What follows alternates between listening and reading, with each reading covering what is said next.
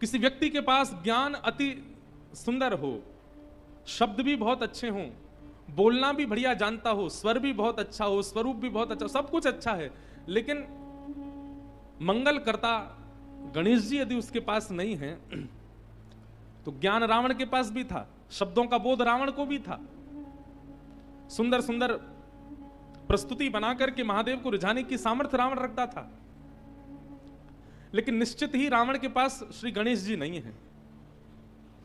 और ऐसा मुझे कभी कभी लगता है कि रावण महादेव को प्रणाम करता था, तो महादेव के बगल में बैठे हुए गणेश जी को देख करके रावण सोचता होगा, मैं महादेव का शिष्य हूं, आप महादेव के पुत्र हो, और पुत्र गुरु का पुत्र और गुरु का शिष्य एक प्रकार से भाई भाई के समान होते हैं, तो भाई का नाता रखने के कारण कभी सम्मान बुद्धि शायद रावण के चित्त में प्रकट हुई नहीं गणेश जी के प्रति, इसीलिए उसका अनित हुआ। गणेश जी का सम्मान उसने किया होता, गणेश जी के प्रति उसका आदर भाव रहा होता, भैया आप महादेव के उपासक हो, इसका मतलब है कि महादेव पंचायतन संपूर्ण परिवार आपके चित्त में होना चाहिए। अकेले महादेव को भजने से कोई काम नहीं बनने वाला है। आपको नंदी को भी प्रणाम करना पड़ेगा, आपको सर्प को भी वंदन करना पड़ेगा, आपको परांबा जगदंबा उमा पार्वती को भी वंदन करना पड़ेगा, उनके वाहन को भी वंदन करना पड़ेगा, आपको कार्तिकेय को भी वंदन करना पड़ेगा, गणपति को भी वंदन करना पड़ेगा, तब ही महादेव उपासक आप माने जाओगे।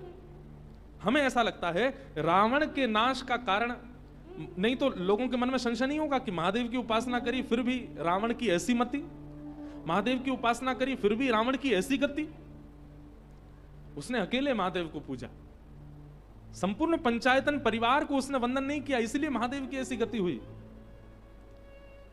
इसलिए रावण की ऐसी गति हुई। लेकिन एक बात याद रखिएगा, राजा को बाद में प्रसन्न करो, मंत्री महामंत्री सेनापति और द्वारपाल ये यदि पहले प्रसन्न हो गए तो राजा का प्रसन्न होना ना होना चलेगा, लेकिन मंत्री महामंत्री सेनापति और द्वारपाल यदि आपसे प्रसन्न हैं तो आपके सारे काम बन जाएंगे। अब देखो यहां रामेश्वर मंदिर में भले ही आप महादेव के कितने भी बड़े उपासक हो, भले ही आप काशी विश्वनाथ से आए हो, स्वयं बनारस से ही आए हो, इसका मतलब है कि महादेव से आपका सीधा संबंध है, लेकिन यहां के पुजारियों से आपका कोई संबंध नहीं, मंदिर के अधिकारियों से आपके 36 के आंकड़े हो गए। क्यों? आप हिंदी बोलते हो, वो तमिल बोलते हैं, वो किड़बिड़ करते हैं और आप हिंदी में बोलते हो अरे दर्शन करा दो हमको।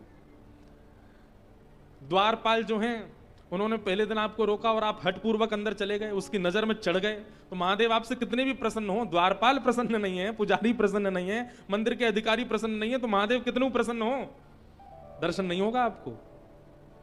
इसलिए महादेव भले ही अप्रसन्न हो, लेकिन महादेव के समीप रहने वाले सब आपसे प्रसन्न हो जाएं तो महादेव को प्रसन्न होना पड़ेगा। तो ठीक वैसे ही महादेव से पहले गणपति पूछो।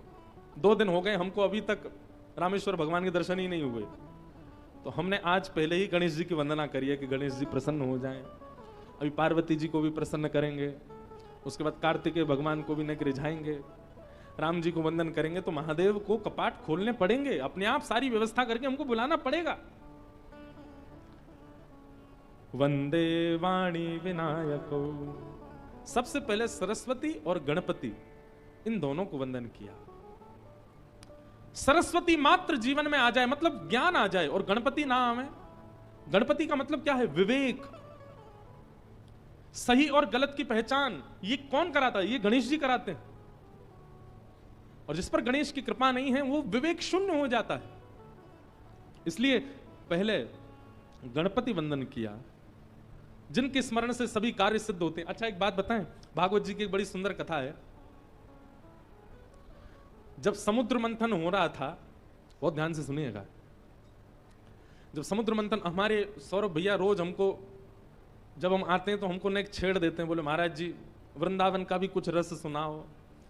अब हमारी ऐसी भाव है कि हम राम कथा हमको साल में एक बार गाने को मिलती है, तो हमको यूं लगती है हम पूरा समय राम जी को ही दे दें। ठाकुर जी की लीला तो हम गाती रहते हैं दुनिया में, पर क्योंकि रामेश्वर भगवान के चरणों में बैठे हैं, यही रामेश्वर हमारे यहाँ गोपेश्वर बन के बैठे हैं, तो कहीं ना कहीं हो ना हो कृष्ण लीला प्रकट हो ही जाएगी। हम करेंगे नहीं, अपने आप हो जाएगी। तो इसलिए बिल्कुल वो निश्चिंत होकर बैठे हैं, हम कुछ ना कुछ सुना देंगे वृंदावन। गणेश जी की बात सुनकर के ठाकुर जी बड़े प्रसन्न हो गए, बोले ऐसी बात नहीं है, और आपकी वंदना कर रहे हैं, आप तो केवल स्वीकृति प्रदान कर दो कि कार्य मंगल होगा, बाकी सब मैं संभाल लूंगा। एक प्रकार से जब आप गणेश वंदना करते हैं तो गणेश वंदना से गणेश जी ठाकुर जी से प्रार्थना करते हैं कि इसने मेरी वंदना की है किसी कार्य की सिद्धि के लिए, और उस कार्य को संभालने के लिए ठाकुर जी ही गणेश जी की बात मान करके जाते हैं। ऐसा भाव भागवत जी की कथा से कहीं ना कहीं प्रस्तुत होता है। तो भगवान ने कहा आप तो हामी भर दो कि आपका कार्य मंगल होगा। गणेश जी बोले पर ये संभलेगा कैसे समुद्र मंथन? भगवान बोले आप बस हामी भरो, हम संभाल लेंगे। गणेश जी ने जाकर के सब देवताओं को दर्शन दिया, बोले कि आप बिल्कुल निश्चिंत हो जाइए, आपका कार्य मंगल होगा।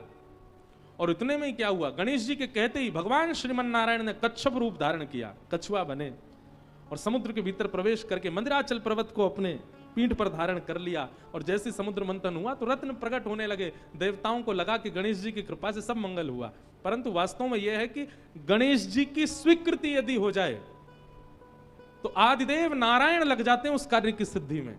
इसलिए गणेश वंदना अति आवश्यक है, क्योंकि श्री गणेश जी ठाकुर जी को बड़े प्रिय हैं। यदि वो किसी कार्य से प्रसन्न है तो वो कार्य सफल होगा ही होगा, क्योंकि स्वयं ठाकुर जी फिर उस कार्य को संभालने के लिए जाते। तो गोस्वामी जी ने गणेश वंदना की। आज वंदना प्रसंगी है, कितनी वंदना कर रहे हैं देखो। गोस्वामी जी के इन भावों को प्रणाम करने का मन होता है। गणेश जी की वंदना के बाद किसको वंदन कर रहे हैं? मूक होई वाचाल पंगु चढ़ई गिरिवर गहन, जासु कृपा सो दयाल द्रवउ सकल कलिमल दहन।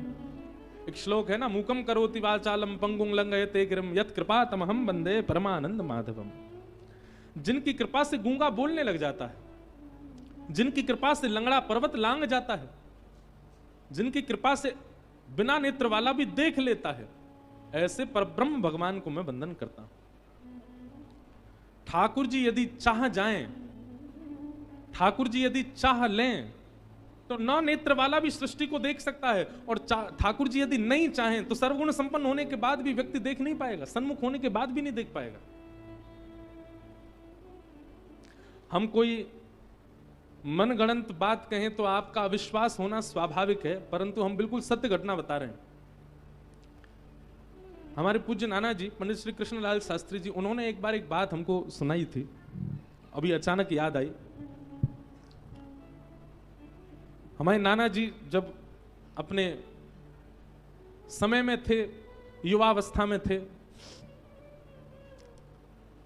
तो आपने गांव के किसी व्यक्ति से कुछ कर्जा लिया, धन लिया। धीमे धीमे वो कर्जा चुका भी दिया, परंतु जिस व्यक्ति से कर्जा लिया उसके चित्त में लोभ आ गया। उसके मन में आया कि कोई लिखा पढ़ी तो है नहीं, कहीं लिखा तो है नहीं कि इन्होंने इतना मांगा, इन्होंने इतना वापस कर दिया, इनसे और मांग लिए जाएं। उस व्यक्ति ने पूरे नगर में ऐसा हल्ला कर दिया कि इन्होंने अभी तक मेरा पैसा वापस लौटाया नहीं है, और मैं हठपूर्वक, मैं जबरदस्ती, मैं कैसे भी करके इस तिथि तक इन्होंने पैसा नहीं दिया तो मैं इनसे हठपूर्वक ले लूंगा। नाना जी सबको बोले भैया मैंने दे दिया है, वो बात हमसे गलती हो गई, हमने कहीं लिखा पढ़ी नहीं करी है।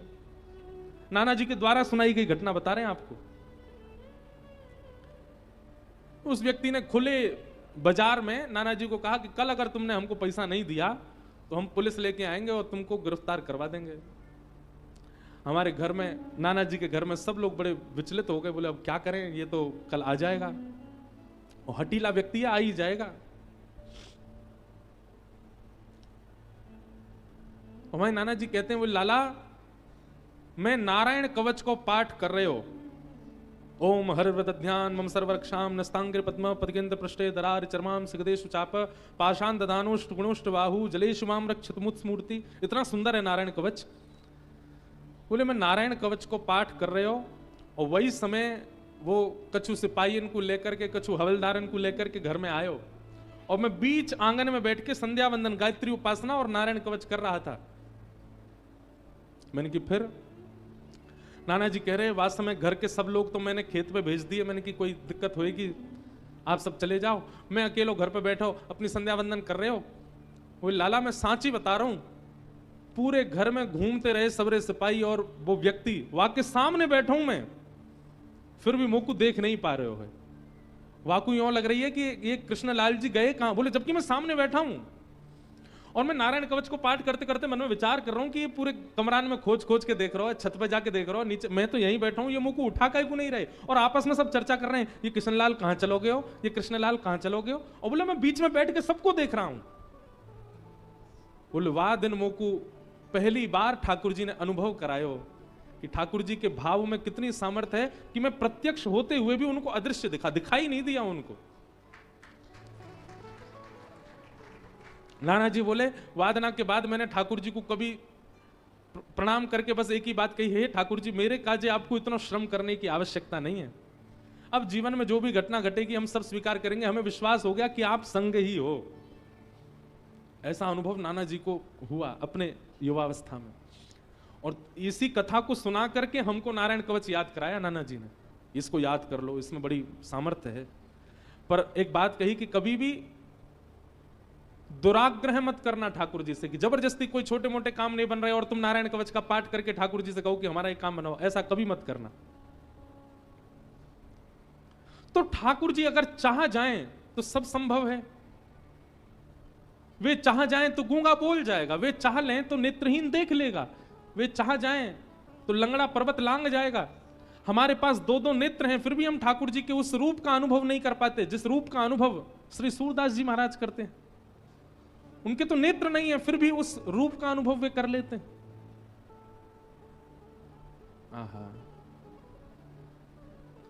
अरे कहां तक कहें प्रत्यक्ष रूप देखते हैं सूरदास जी, ऐसा नहीं है, कलिकाल में होते हुए भी श्री सूरदास जी महाराज द्वापर की लीलाओं का दर्शन कर लेते हैं और उन लीलाओं का दर्शन करते हैं जिन लीलाओं को किसी ने लिखा नहीं है।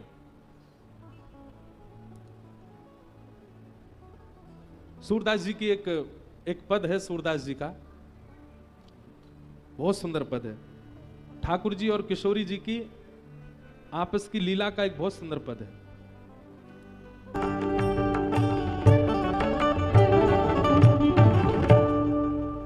अब गानों हैं या हमारे मिले कोई नहीं, मानो किशोरी जी और ठाकुर जी सघन कुंज में विहार कर रहे हैं, तो अभी प्रकट, और जैसे ही हम कथा करके जाएंगे सो एक पन्ना खोलती दिख जाएगा पद, लेकिन अब प्रकट होना होता है तो मिल जाते हैं तुरंत, नहीं होना होता तो फिर ऐसी लीला ठाकुर जी करते हैं। तो कहना क्या चाहते हैं, जासु कृपा सु दयाल, आप अपना बल मत मानिए कि आप कुछ देख सकते हैं, आप कुछ गा सकते हैं, सब उन्हीं की कृपा है। मानो गोस्वामी जी यहां इस बात को प्रस्तुत कर रहे हैं कि मैं जो कुछ भी लिख रहा हूं ये मेरी क्षमता नहीं है, श्री ठाकुर जी के अनुग्रह से ही मैं कर पा रहा हूं।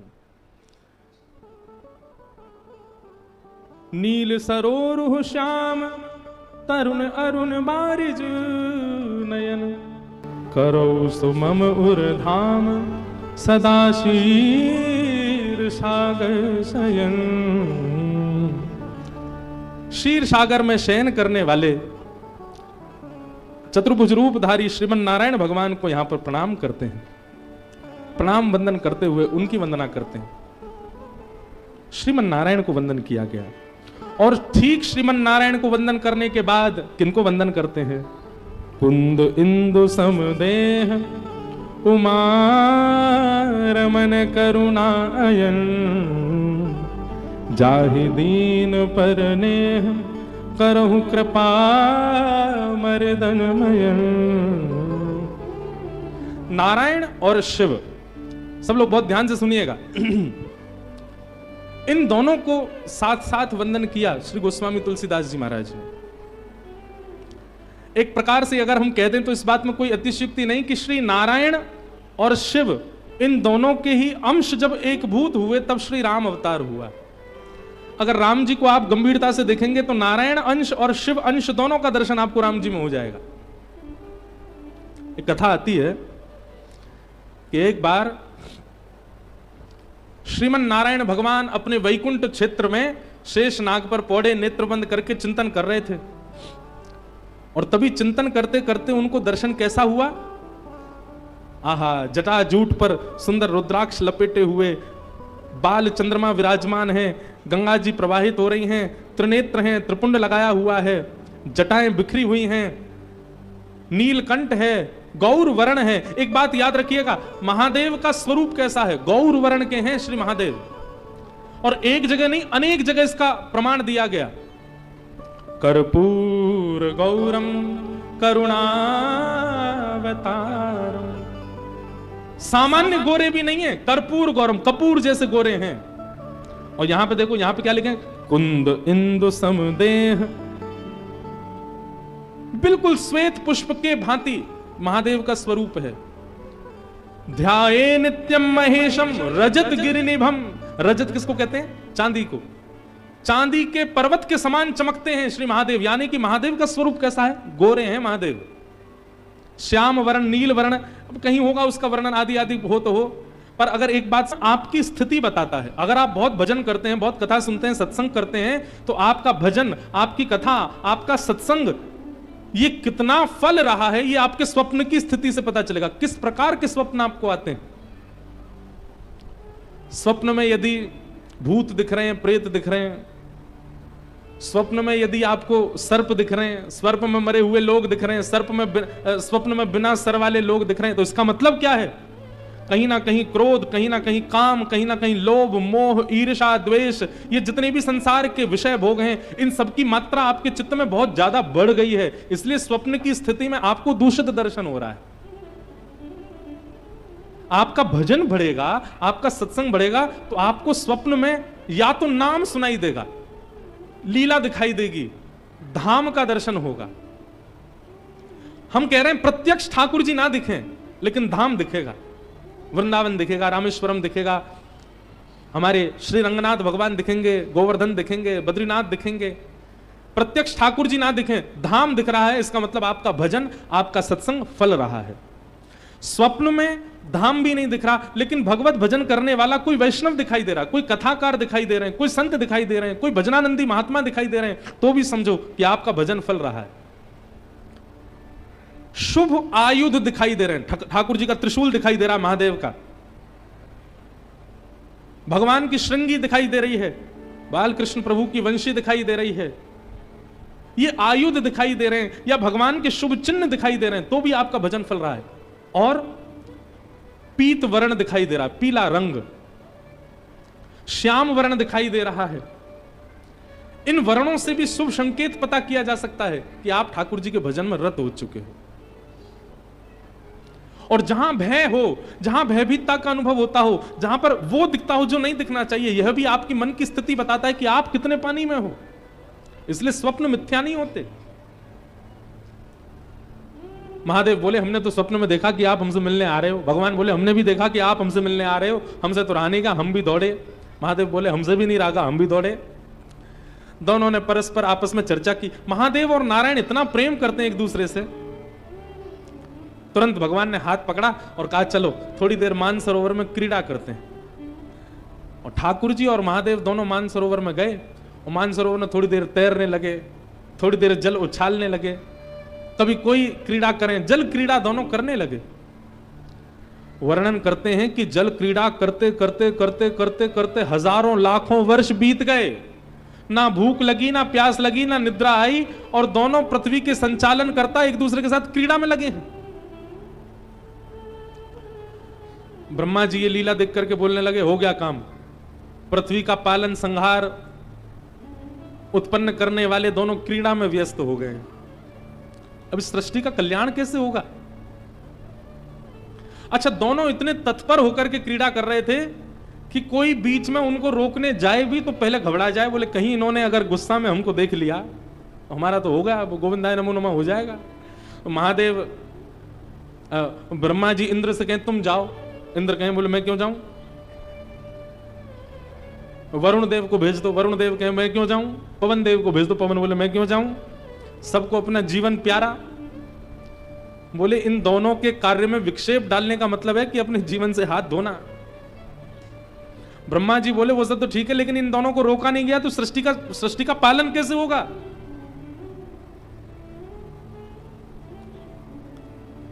हजारों युक्तियां सोच ली, लेकिन किसी भी कारण से, किसी भी प्रकार से महादेव और ठाकुर जी इतने तत्पर होकर के खेल रहे हैं कि उनकी क्रीड़ा रुकी ही नहीं।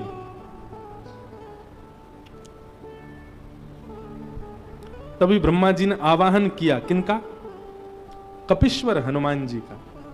अनंत बलवंत श्री हनुमान जी महाराज का स्मरण किया, बोले आप ही कुछ करो, आप में बुद्धि विवेक दोनों विद्यमान है, आप ही बताओ कैसे रुकेंगे दोनों, इन दोनों का रुकना आवश्यक है। हनुमान जी महाराज ने जब दोनों की तत्परता को देखा तो ब्रह्मा जी से बोले खेलने दो ना, इतने आनंद में तो लग रहे हैं। बोले वो तो ठीक है, एक आध 2-4 दिन खेलें, ठीक है, लाख साल हो गए, लाखों वर्ष बीत गए, इनका खेल ही पूरा नहीं हो रहा है, अब तो इनका खेल यहीं विश्राम होना चाहिए। हनुमान जी महाराज बोले इन दोनों को एक ही कारण से रोका जा सकता है, क्या? ऐसा कुछ किया जाए जो इन दोनों को ही अति प्रिय है। बहुत ध्यान से सुनिएगा। हनुमान जी महाराज बोले महादेव को अति प्रिय है राम नाम। यदि कोई एक बार राम कहता है तो कहते हैं कि महादेव अपनी पदवी छोड़ करके दौड़ करके जाते हैं, और जब तक मुख से मां निकलता है तब तक महादेव सामने आकर के सुन लेते हैं, इतना प्रिय है राम नाम। और उतना ही प्रिय राम नाम भगवान नारायण को भी है। नारायण को भी राम नाम बहुत प्रिय है। सब देवता हनुमान जी के सामने बैठ करके बोले शंकर जी को राम नाम प्रिय है, ये सुनकर के तो हमको ज्यादा आश्चर्य नहीं हुआ, ये तो बात सिद्ध ही है, पर नारायण भगवान तो स्वयं राम ही है, उनको राम नाम प्रिय क्यों है? नारायण भगवान को राम नाम प्रिय क्यों है? को प्राप्त किया, इसी नाम के आश्रय से ध्रुव ने इनको प्राप्त किया, इसी नाम के आश्रय से गोस्वामी तुलसीदास जी इनको प्राप्त करेंगे। भगवान कहते हैं कि बिना नाम आश्रय के भक्त मेरे समीप नहीं आ सकते, इसलिए भगवान को अपना नाम ही बहुत प्रिय है। क्यों? ये नाम ही सबको समेट समेट करके मेरे पास लेके आता है, इसलिए ठाकुर जी को अपना ही नाम बहुत प्रिय है। एक व्यक्ति ने मुझसे प्रश्न किया, बोले महाराज जी दुनिया के लोग राम जी के सामने ही जाके चिल्लाते हैं जय जय श्री राम, राम जी को अच्छा लगता होगा? उन्हीं का नाम उन्हीं के सामने जाकर के चिल्लाने से राम जी को प्रिय लगता होगा? कि मेरे चरणों का आश्रय प्रदान किया, इसलिए मुझे मेरा ही नाम बहुत प्रिय है। हनुमान जी महाराज बोले राम महादेव को भी प्रिय है और राम नारायण को भी प्रिय है। और तुरंत हनुमान जी महाराज ने अपने हाथ में करताल धारण करी, और करताल धारण करके श्री हनुमान जी महाराज ऊर्ध्वबाहु होकर के मान सरोवर पर राम नाम संकीर्तन करने लगे। श्री राम जय राम जय जय राम, श्री राम जय राम जय जय राम, श्री राम जय राम जय जय राम, श्री राम जय राम जय जय राम, श्री राम जय राम जय जय राम, श्री राम जय राम जय जय राम, श्री राम जय राम जय जय राम, श्री राम जय राम जय जय राम। इस प्रकृति ब्रह्मांड में सबको प्रिय लगने वाला यदि नाम कोई है तो वो है राम नाम। ये नारायण को भी प्रिय है, ये महादेव को भी प्रिय है, ये सनकादिकों को भी प्रिय है, ये हनुमान जी को भी प्रिय है, जगदम्बा पराम्बा श्री सीता जी को भी प्रिय है, श्री लक्ष्मण जी को प्रिय है, भरत जी को प्रिय है। अरे भैया और कहां तक कहूं, ये राम नाम हमारे वृंदावन बिहारी लाल को भी प्रिय है और श्री किशोरी जी को भी प्रिय है, अति प्रिय है राम नाम। वृंदावन में भी जब कोई राम कहता है तो राम शब्द में दोनों युगल प्रकट हो जाते हैं। रा कहते ही श्री किशोरी जी राधा और मां कहते ही माधव।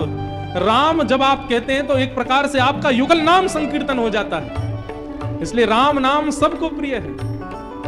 श्री राम जय राम जय जय राम, श्री राम जय राम जय जय राम, श्री राम जय राम जय जय राम, श्री राम जय राम जय जय राम, श्री राम जय राम जय जय राम, श्री राम जय राम जय जय राम, श्री राम जय राम जय जय राम, श्री राम जय राम जय जय राम, श्री राम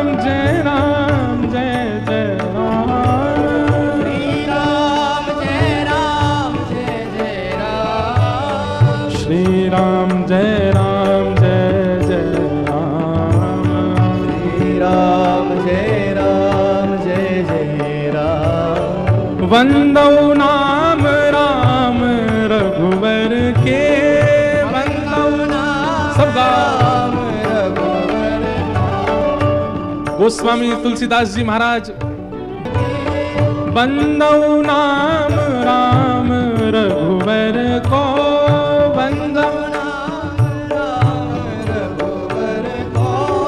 हेतु कृशानु भानु हिम कर को, हेतु कृशानु भानु हिम कर को, महामंत्र जोई जपत महेशु,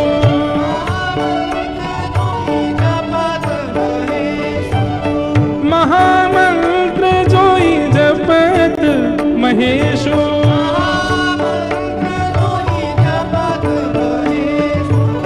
काशी मुक्ति हेतु उपदेशु, काशी मुक्ति हेतु उपदेशु, जानी आदि कवि नाम प्रताप,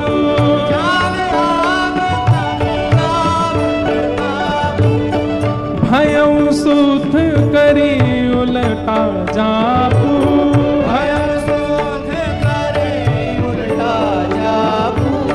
सहस नाम सम सुन शिववाणी, सहस नाम सम सुन शिववाणी, जप जय पिय संग भवानी, जप जय पिय संग भवानी। हे श्री राम जय राम जय जय राम,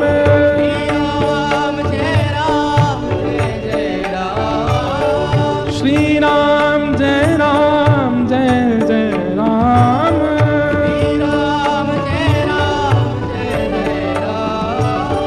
हर्ष हेतु हेरी हरहि को, हर्ष हेतु हेर हरि को, किए भूषण तिय भूषण ती को, प्रिय भूषण दिए भूषण दिए को, नाम प्रभाव जान शिवनी को, नाम प्रभाव जान शिवनी को, कालकूट फलु दीन अमी को, कालकूट फलो दीन अमी को, श्री राम जय राम जय जय राम, श्री राम जय राम जय जय राम, श्री राम जय राम जय जय राम, श्री राम जय राम जय जय राम, श्री राम जय राम जय जय राम।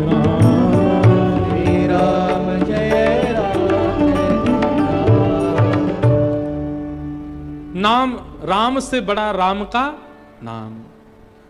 जैसे ही हनुमान जी महाराज ने मानसरोवर पर बैठ करके नाम का गुणगान गाना प्रारंभ किया, राम नाम की ध्वनि को प्रारंभ किया करने लगे, और वही राम नाम जब नारायण भगवान ने श्रवण किया, नेत्र बंद हो गए, और उस नाम के सहारे चरणों को प्राप्त करने वाले समस्त भक्तों का चिंतन नारायण भगवान के चित्त में प्रकट हो गया। उनकी क्रीड़ा भी वहीं विराजमान हो गई। तुरंत निकल करके बाहर आए, सब भक्तों का चिंतन करके भाव विह्वल भगवान हो गए। मेरी सबरी कहाँ है, मेरा विभीषण कहाँ है, मेरे हनुमान कहाँ है, मेरे कपिध्वज कहाँ है, मेरे कपीश्वर कहाँ है। और उस नाम के प्रभाव से लाखों वर्षों से चली आ रही वो क्रीड़ा वहीं विराजमान हो गई। सब देवताओं ने हनुमान जी को प्रणाम किया। हनुमान जी महाराज बोले, हमें प्रणाम मत करो, प्रणाम करना है तो राम के नाम को प्रणाम करो, नाम को वंदन करो। भैया सही बात तो ये है कि हम सीधे भगवान को जानना चाहते हैं, नाम का आश्रय हमने लिया नहीं है। सही बात तो यह है कि नाम का आश्रय ले लीजिए, नाम ही आपको ठाकुर जी को जना देगा। नाम में इतनी सामर्थ्य है, नाम इतना श्रेष्ठ है। तो श्री गोस्वामी तुलसीदास जी महाराज ने पहले तो नारायण को वंदन किया, और नारायण के ठीक तुरंत बाद कुंद इंदु समदेह उमारमन करुणा अयन, जाहि दीन पर नेह करो कृपा मर्दन मयन। महादेव को वंदन किया, और महादेव को वंदन करने के बाद, नारायण को वंदन करने के बाद, गणपति को वंदन करने के बाद फिर वंदन किनको कर रहे हैं? वंदौ गुरुपद कंज कृपा सिंधु नर रूप हरि महामोह तम पुंज जासु वचन रवि कर निकर वंदौ गुरु पद पदम परागा। ऐसे ही गाओ, बिना ताल के गाओ। सुरुचि सुवास सरस अनुरागा, सुरुचि सुवास सरस अनुरागा। अमीय सुरी मय चूरन चारु, अमीय मय चूरन चारु। समन सकल भवरज परिवार, समन सकल भवरज परिवार। गुरु को वंदन किया। बंधुओं, गुरु कौन है? जैसे ठाकुर जी ने हम सबका निर्माण तो किया, हम सबको नेत्र प्रदान किए, नासिका प्रदान की, जिह्वा दी, कान दिए, हाथ दिए, पैर दिए, सकल शरीर प्रदान किया ठाकुर जी ने। परंतु इस शरीर से अपना कल्याण करने का जो मार्ग है वो गुरु ही बता सकते हैं। सीधी बात है, रसोई घर में टमाटर भी हैं, आलू भी हैं, भिंडी भी हैं, नमक भी है, मसाले भी हैं, मिर्च भी हैं, सारी व्यवस्थाएं हैं, पर उन व्यवस्थाओं को व्यवस्थित करके साग बनाना जो सिखाए वो गुरु है। भगवत प्राप्ति की सारी व्यवस्थाएं भगवान ने हमको जन्म से देकर के भेजी हैं। ठाकुर जी ने हाथ दिए, पैर दिए, नेत्र दिए, नाक, कान, सब कुछ प्रदान किया है ठाकुर जी ने। ये सब वह वस्तु हैं जिनसे भगवत प्राप्ति बड़ी सहजता से हमें हो सकती है। मतलब सब्जी सारी दे के भेजा है ठाकुर जी ने हमको, पर सब्जी को बनाना गुरु सिखाते हैं। इन नेत्रों से हम कैसे ठाकुर जी का दर्शन करें, कानों से कैसे श्रवण करें, हाथों से कैसे सेवा करें, चरणों से कैसे प्रदक्षिणा करें, यह तो गुरु सिखाएगा। अब देखो, हमारे सामने सब संगीतज्ञ महामुनिंद्र बैठे हैं, जो भैया वायलिन बजा रहे हैं, भैया बेंजो बजा रहे हैं, ये हमारे महाराज जी तबला बजा रहे हैं। सारे साज एक से बढ़कर के एक हैं। ये भैया कीबोर्ड बजा रहे हैं, कीबोर्ड 2-4 लाख रुपए का आता होगा बाजार में। वायलिन भी 1.5-2 लाख रुपए का तो आता ही है, बेंजो भी इतने का ही आता होगा। सबकी कीमत बहुत है, सबका स्वर एक से बढ़कर के एक है, सब बहुत महंगे हैं और सब एक दूसरे को आकर्षित करने वाले हैं। परंतु अभी ये वायलिन भैया छोड़ करके हमारे अनुज जी बजाने लग जाएं, इसमें स्वर कैसा निकलेगा फिर?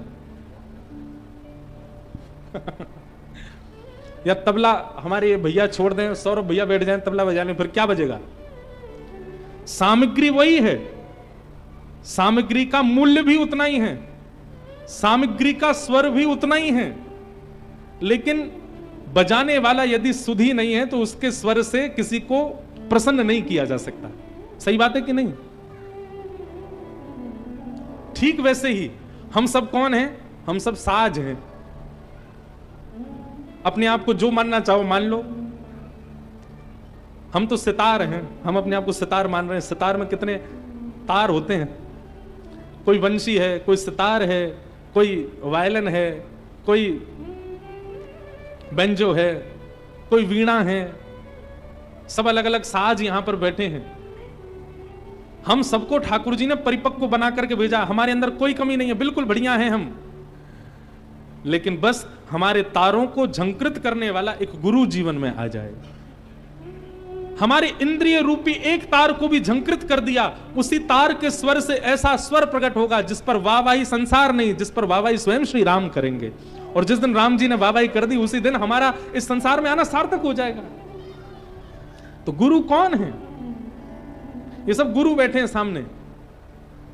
इनके सामने जो साज हैं, ये सब साज प्रिय इसलिए लग रहे हैं क्योंकि गुरु के द्वारा इनका वादन हो रहा है।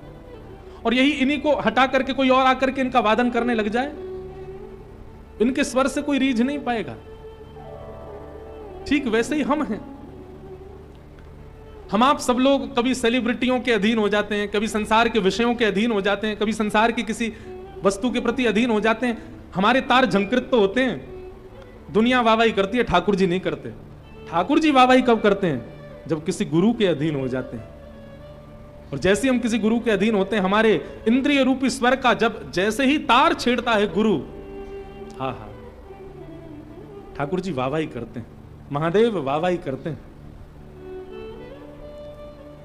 मीराबाई हमारी आपकी तरह ही थी, उनकी भी आंखें थी, उनकी भी नाक थी, उनकी भी जिह्वा थी, उनके भी दो भुजाएं थी, दो पैर थे, कंठ था, हमारी जैसी ही थी मीराबाई। लेकिन केवल गुरु आश्रय मिल गया, और गुरु आश्रय की वजह से भाई छोड़या बंधु छोड़या छोड़या जग सोई, साधुअन संग बैठ बैठ, साधुअन संग बैठ बैठ, लोक लाज खोई रे, मेरे तो गिरधर गोपाल दूसरो न कोई, दूसरो न कोई। और देखो, एक सूरदास नामक भी हुए, उनका तो एक तार भंग था, नेत्र थे ही नहीं उनके। हम तो सारे तारों से युक्त हैं, हम जो साज हैं, पर सूरदास रूपी एक साज था, उनका तो एक तार था ही नहीं। लेकिन एक श्रेष्ठ गुरु प्राप्त हो गए, तो एक तार ना होने के कारण भी जितने तार थे उन्हीं के झंकार से ही ठाकुर जी को प्रकट कर दिया, ठाकुर जी को प्रसन्न कर दिया। अष्टावक्र 8 जगह से वक्र थे, लेकिन गुरु कृपा से वक्र होने के बाद भी ठाकुर जी की कृपा से उनको प्राप्त हो गए। आहा,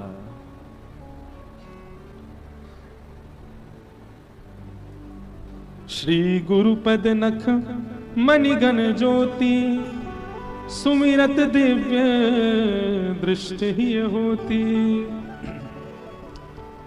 एक बहुत सुंदर बात,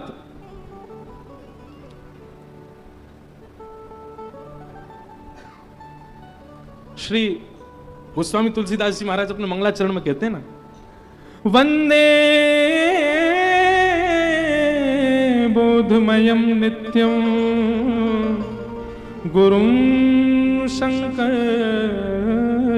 रूपिणं, यमाश्रितो हि विक्रोपी, यमाश्रितोऽपि वक्रोपि, चंद्रः सर्वत्र वन्द्यते। कितनी सुंदर बात। गोस्वामी तुलसीदास जी महाराज कहते हैं, वंदे बोधमयम नित्यम गुरुम शंकर रूपिणम। मैं अपने गुरु स्वरूप श्री शंकर जी को वंदन करता हूं। शंकर हैं, ये तो उनकी विशेषता है ही, पर गुरु रूप हैं। यहां गुरु की महिमा बता रहे हैं। सब लोग सावधानी से इधर देखो, ध्यानपूर्वक सुनो। गोस्वामी जी महाराज कह रहे हैं कि गुरु कैसे होते हैं। बोले गुरु की कृपा कैसी होती है कि यमाश्रितो हि वक्रोपी, चंद्रः सर्वत्र वन्द्यते। अरे मैं उन गुरु की शरणागति लेने की बात कर रहा हूं जिन महादेव गुरु के शरण में वक्र चंद्रमा गया। कैसा चंद्रमा? बोले टेढ़ा चंद्रमा। वक्र चंद्रमा जिन गुरु महादेव की शरण में गया, वो वक्र चंद्रमा भी जिन गुरु की शरण में जाने के बाद सब विद्यते, सबके दृष्टि में आ गया। महादेव कैसा चंद्रमा धारण करते हैं? पूर्ण चंद्रमा नहीं, वक्र चंद्रमा। जबकि वक्र टेढ़ा एक प्रकार का दोष है, और पूर्ण चंद्रमा नहीं है, अर्ध से भी छोटा चंद्रमा, बाल चंद्रमा धारण करते हैं। इसका मतलब नहीं है पूर्ण गुणवान चंद्रमा धारण नहीं करते महादेव। कैसा? बोले थोड़ा सा दृश्यमान चंद्रमा है, केवल थोड़ा सा गुण है उसके अंदर, उसको अपने सिर पर धारण करते हैं। भाई यही गुरु कृपा है, जिनकी शरण जाने पर हम भले ही थोड़े से गुणवान हो, भले ही हमारा स्वरूप वक्र हो, हम टेढ़े हो, हमारे अंदर दोष भरे पड़े हो, पर गुरु शरण में जाने का यह प्रभाव मैंने देखा कि वक्र चंद्रमा महादेव के चरणों में गया, और महादेव के चरणों में जाते ही उस वक्र चंद्रमा का दर्शन सबने किया। उस सबके लिए पूजनीय हो गया, सबके लिए वंदनीय हो गया, सबके लिए दर्शनीय हो गया। ऐसे गुरु चरणों में मैं प्रणाम करता हूं, गुरु की मैं वंदना करता हूं। गुरुपद रज मृदु मंजुल अंजन, नयन अमीय द्रग दोष विभंजन, तेहि कर विमल विवेक विलोचन, वर्णो रामचरित भवमोचन। गोस्वामी तुलसीदास जी महाराज कह रहे हैं, मैं जिस रामचरित्र का दर्शन करके अपनी लिपिबद्ध कर रहा हूं, ये मेरे दर्शन की सामर्थ्य नहीं है। तो फिर किसी ने कहा कि हे गोस्वामी जी, आपको ये रामचरित्र कैसे दिख रहा है? गोस्वामी जी कहते हैं, गुरुपद रज मृद मंजुल अंजन, मैंने अपने गुरु की चरण रज को अंजन यानी कि काजल बनाकर के अपने नेत्रों में लगाया है, और गुरु कृपा से ही मुझे ऐसी दृष्टि प्राप्त हुई जिससे मैं रामचरित्र का दर्शन करके लिख पा रहा हूं। बंधुओं, गोस्वामी जी से एक बात सीखिएगा। वैसे सीखने को तो हजार बातें हैं, पर एक विशेष बात सीखिएगा। क्या? गोस्वामी जी ने संपूर्ण मानस में एक जगह भी स्वयं को श्रेय प्रदान नहीं किया राम यश लिखने में। गोस्वामी जी ने एक बार भी ऐसा नहीं किया, ऐसा नहीं कहा कि ये यश मैंने लिखा, ये यश मेरे चिंतन में आया, ये भाव मेरे द्वारा प्रस्तुत किया गया। नहीं, हर जगह गोस्वामी जी महाराज अपने गुरु की कृपा को ही श्रेष्ठ बता रहे हैं। भगवत प्राप्त व्यक्ति का यह लक्षण होता है कि वो अति विशिष्ट क्रियाओं को करने के बाद भी अपने ऊपर श्रेय नहीं लेता है। गोस्वामी जी महाराज कह रहे हैं, मेरी सामर्थ्य नहीं कि मैं लिख सकता, ये तो मेरे गुरु की कृपा है। जिन गुरु कृपा से मुझे ऐसी दृष्टि प्राप्त हुई कि मैं ठाकुर जी का यश लिख पाया हूं। तेहि करि विमल विवेक विलोचन, वर्णो रामचरित भव मोचन। और देखो एक बात और, गोस्वामी तुलसीदास जी की वाणी में एक बात आपको बहुत अच्छे रूप से देखने को मिलेगी, बहुत ध्यानपूर्वक सुनिएगा। क्या? पहली बात तो गोस्वामी जी जो कुछ भी लिखते हैं उसमें श्रेय अपना नहीं मानते हैं कि मैंने लिखा है, अपने गुरु का श्रेय मानते हैं। और गोस्वामी जी की वाणी में दूसरी बात जो आपको देखने को मिलेगी वो यह कि गोस्वामी जी जो कुछ भी लिखते हैं इतने विश्वास से लिख रहे हैं कि मैं जो लिख रहा हूं इससे भव मोचन, इससे संसार का कल्याण होगा ही होगा। और यह विश्वास अपनी कृति पर नहीं हो सकता, गुरु की कृपा पर हो सकता है।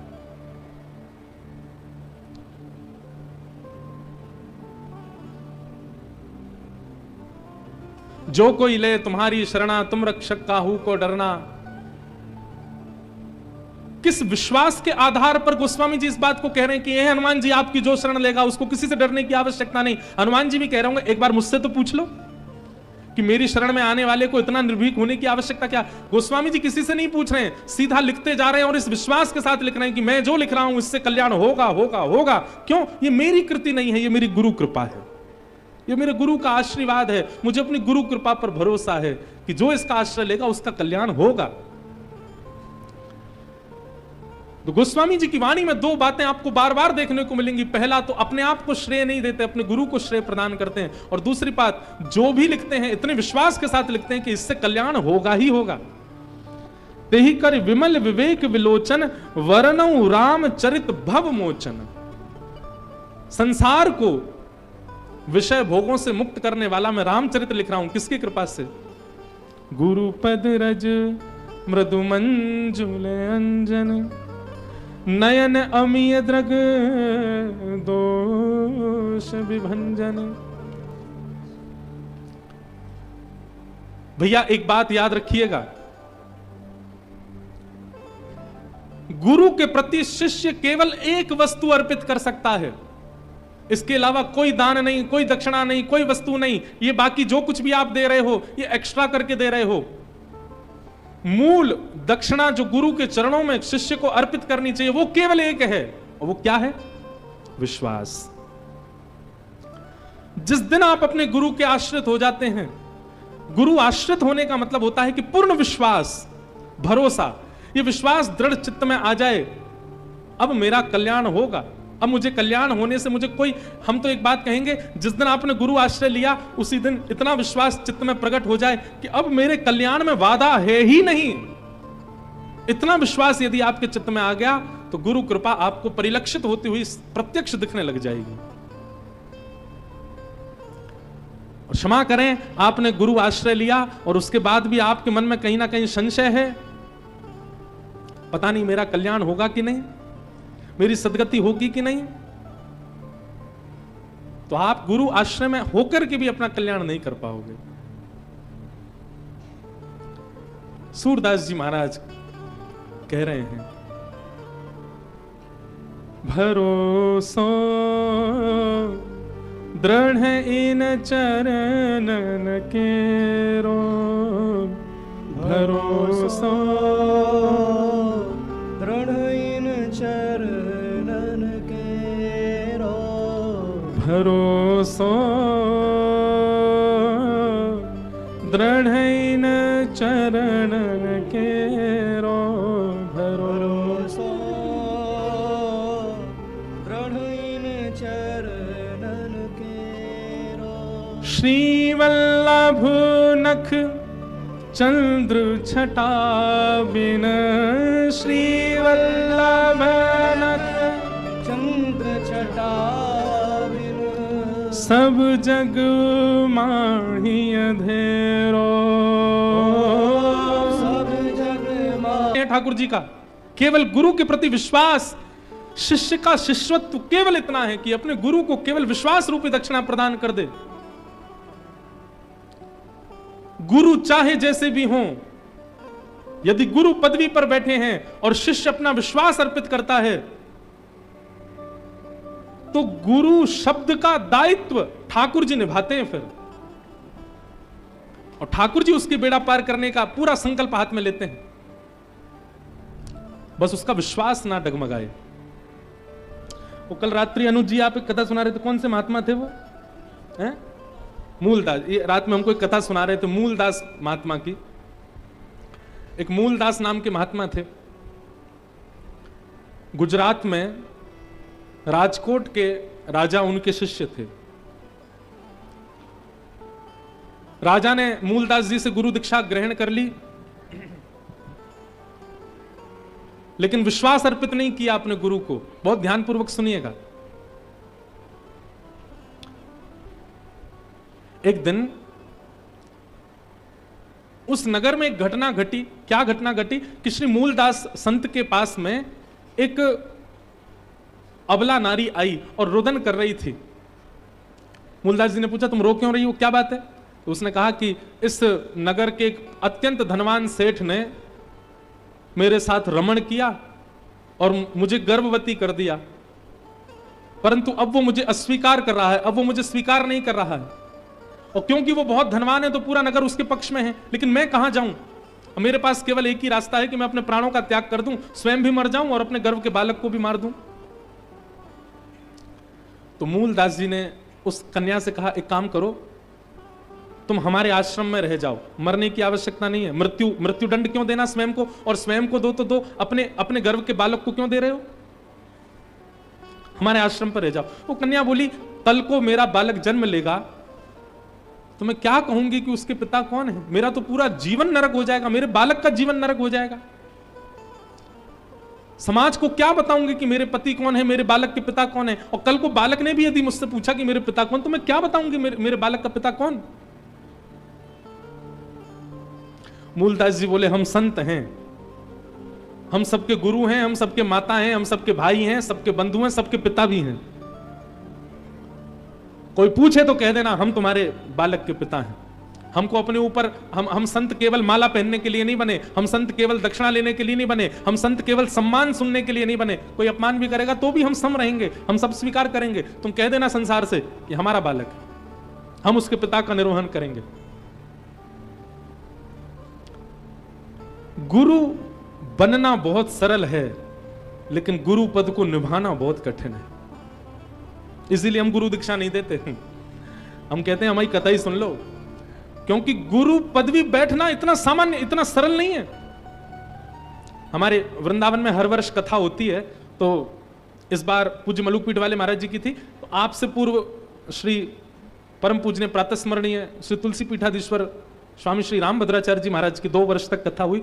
उससे पूर्व 2 वर्ष तक हमारे अयोध्या के परम पूजनीय श्रीमद जगतगुरु रामानुजाचार्य श्री राघवाचार्य जी महाराज ने कथा की। हमारे सामने आंखों देखी घटना। एक व्यक्ति वो व्यास मंच से ही महाराज जी के पीछे पड़ जाता। मैं संग में रहता था महाराज जी के, हमको दीक्षा दे दो महाराज जी, हमको दीक्षा दे दो, हमको वैष्णवी दीक्षा दे दो, हम आपके चरणों में। महाराज जी उसको बोले कल आना, वो कल आ जाए तो उसको बोले तुम रात को आना, रात को आ जाए तो कहीं सुबह आना। 3 दिन तक महाराज जी ने उसको टरकाया। एक दिन मैंने महाराज जी से कहा, मैंने महाराज जी इसको बेचारे को दीक्षा दे दो, 3 दिन से पीछे पड़ रहा है आपके। तो महाराज जी बोले पता नहीं हमारा मन सा नहीं कर रहा है देने का। मैंने कहा ऐसे मत करो महाराज जी, बेचारा कितना परेशान, ठंडी का समय, कोहरे में आता जाता है, दे दीजिए। हमारी बात मान करके महाराज जी बोले ठीक है आप कह रहे हैं तो हम दीक्षा दे देते हैं। लेकिन अच्छा है हमको उस दिन पता चला कि संत यदि कोई काम नहीं कर रहे हैं तो इसका मतलब है ठाकुर जी कुछ अंदेशा कराते हैं। अब महाराज जी ने जैसे ही उसको दीक्षा प्रदान की, हम वहीं बैठे थे, दीक्षा देने के बाद महाराज जी ने गुरु मंत्र कान में दिया, शंख चक्र कंधे पर पधरा दिए, हवन इत्यादि आदि करके जैसी गुरु दीक्षा प्रदान की, तो गुरु दीक्षा लेने के बाद तुरंत वो व्यक्ति क्या बोला, महाराज जी अब मैं भी शिष्य बना सकता हूं ना, अब मैं भी दीक्षा दे सकता हूं ना। महाराज जी बोले देख लो इंद्रेश जी, ये 3 दिन से इसलिए पीछे पड़ रहा था ताकि दीक्षा लेकर के ये भी चेला बना सके, क्योंकि बिना दीक्षा के अधिकार नहीं मिलता दीक्षा देने का। मतलब उसने दीक्षा ही इसलिए ली थी कि ताकि वो भी अपने शिष्य बना सके। गुरु बन जाना बहुत सरल है, पर गुरु पदवी को निभाना बहुत कठिन है। मूलदास जी ने उस कन्या से कहा तुम यहीं रहो हमारे आश्रम पर, कल को बालक जन्म ले, कोई पूछे इसके पिता कौन, हमारा नाम बोल देना, हम इसके पिता।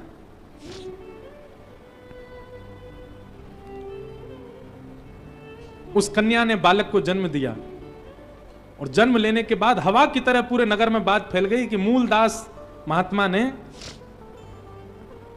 अपना सारा धर्म भ्रष्ट कर दिया और सन्यासी विरक्त होने के बाद भी एक बालक के पिता बन गए। आश्रम से कई शिष्य छोड़ छोड़ करके चले गए, बोले हमारे गुरुजी पद भ्रष्ट हो गए। और ये खबर जब राजा को पता चली कि हमारे गुरुजी ने ऐसा ऐसा कृत्य किया है, अब कोई भी वास्तविकता नहीं जानता है, केवल सुनी हुई बात को मान करके सबने अपनी गुरु पदवी का, गुरु स्थिति का त्याग कर दिया। यहां तक कि राजा ने भी अपनी कंठी तोड़ करके नदी में प्रवाहित कर दी, बोले भैया हम तो गलत फंस गए ऐसे गुरु के चक्कर में, अब गुरु बदलेंगे। राजा ने दूसरे गुरु जी बना लिए, गुरु त्याग कर दिया। मूलदास जी महाराज को एक दिन पता चला कि सब दुनिया अब विमुख हो गई, मूलदास जी के सारे शिष्य भी छोड़ छोड़ के चले गए। मूलदास जी को इससे कोई प्रभाव नहीं पड़ा, संत को कभी प्रभाव नहीं पड़ता। क्षमा कीजिएगा, जिस गुरु को, जिस संत को केवल सम्मान अच्छा लगता है और कभी यदि किंचित अपमान हो जाए तो वो आग बबूला हो जाए, तो उनके संतत्व में कुछ तो कमी है। जो सब स्थिति में सम रहे उसी को तो संत कहते हैं।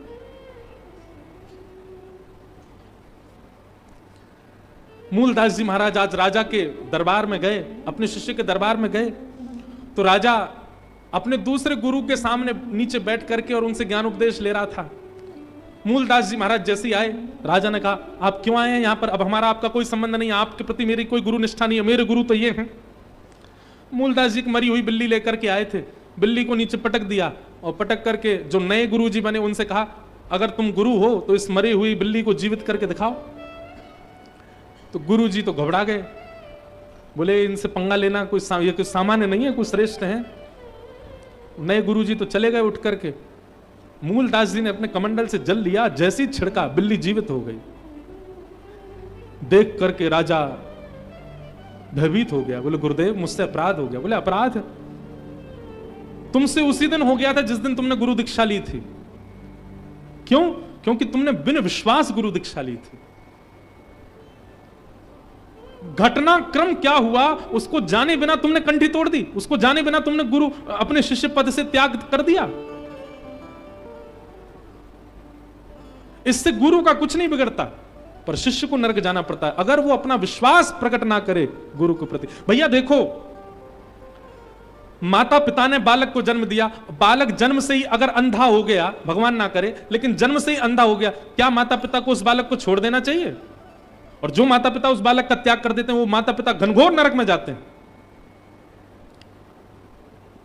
क्या बालक बड़ा हुआ और उसने देखा कि मेरे माता पिता तो अत्यंत वृद्ध हो गए, अब चल फिर भी नहीं पाते, और उनको जाकर के वृद्धाश्रम छोड़ आए? ऐसे बालक को नरक जाना पड़ता है। जब माता पिता के बालक के प्रति, बालक का माता पिता के प्रति संबंध त्याग करना नरकगामी होता है, तो शिष्य गुरु के संबंध में त्याग करना नरकगामी नहीं होगा?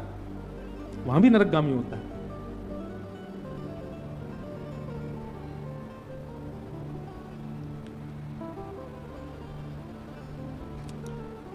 इसलिए श्री गोस्वामी जी महाराज गुरु वंदना कर रहे हैं।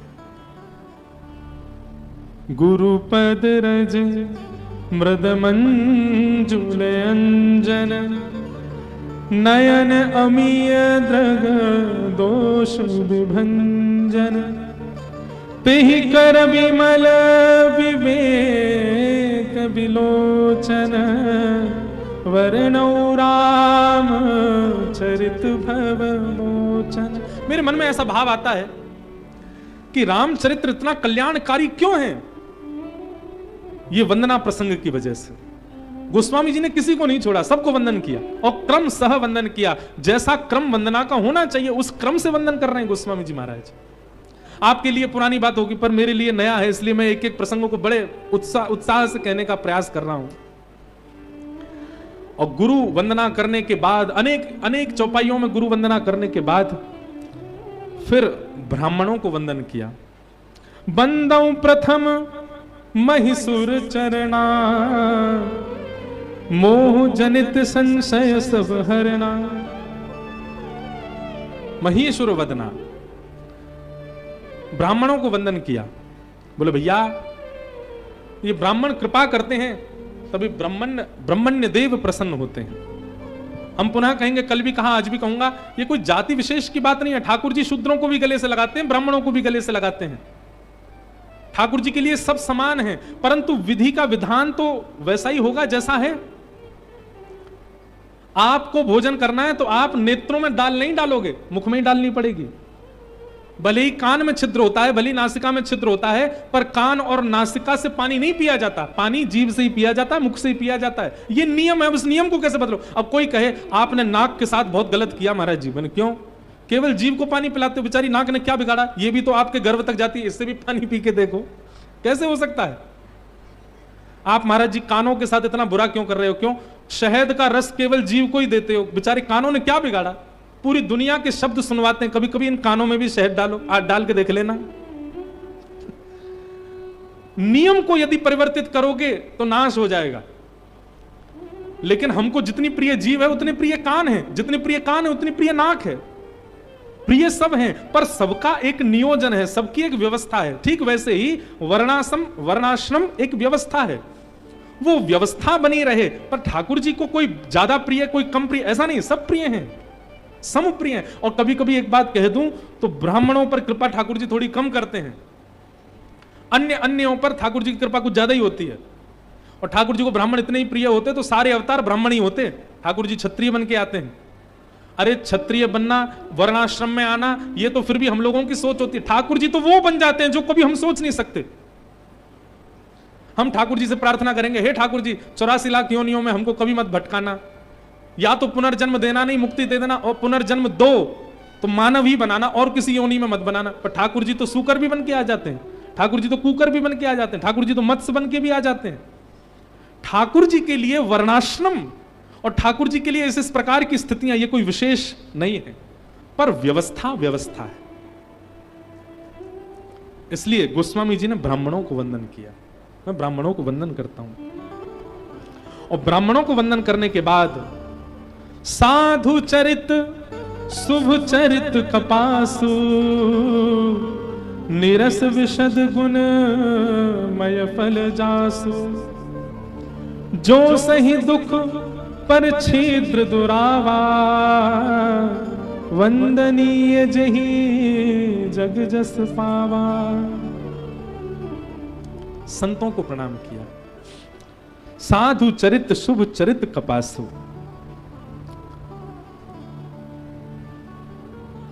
संत का जीवन कैसा होता है? एक फल की भांति होता है जो दूसरों को केवल रस प्रदान करता है, दूसरों की क्षुधा निवृत्त करता है।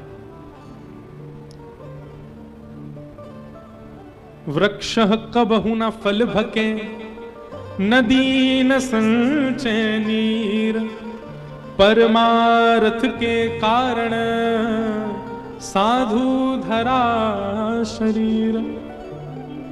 साधु कौन है? संत कौन है? परमार्थी साधु, जो दूसरों के लिए जीवन जीता है, जो दूसरों को सुख प्रदान करने के लिए अपना संपूर्ण जीवन प्रदान कर देता है, वो साधु है। ऐसे साधुओं को मैं प्रणाम करता हूं, जो स्वयं तो पुष्प समान हैं, पर जिसके संस्पर्श में आते हैं उसको भी सुगंधित कर देते हैं, उसको भी आनंदित करते हैं, उसको भी ठाकुर जी के सन्मुख प्रस्तुत होने के योग्य बना देते हैं। ऐसे साधु संतों को मैं प्रणाम करता हूं। संतों को प्रणाम किया, तत्पश्चात तीर्थराज प्रयाग को प्रणाम किया। तीर्थराज प्रयाग के प्रणाम के बाद मानस जी की महिमा को सुनाया, मानस जी को प्रणाम किया।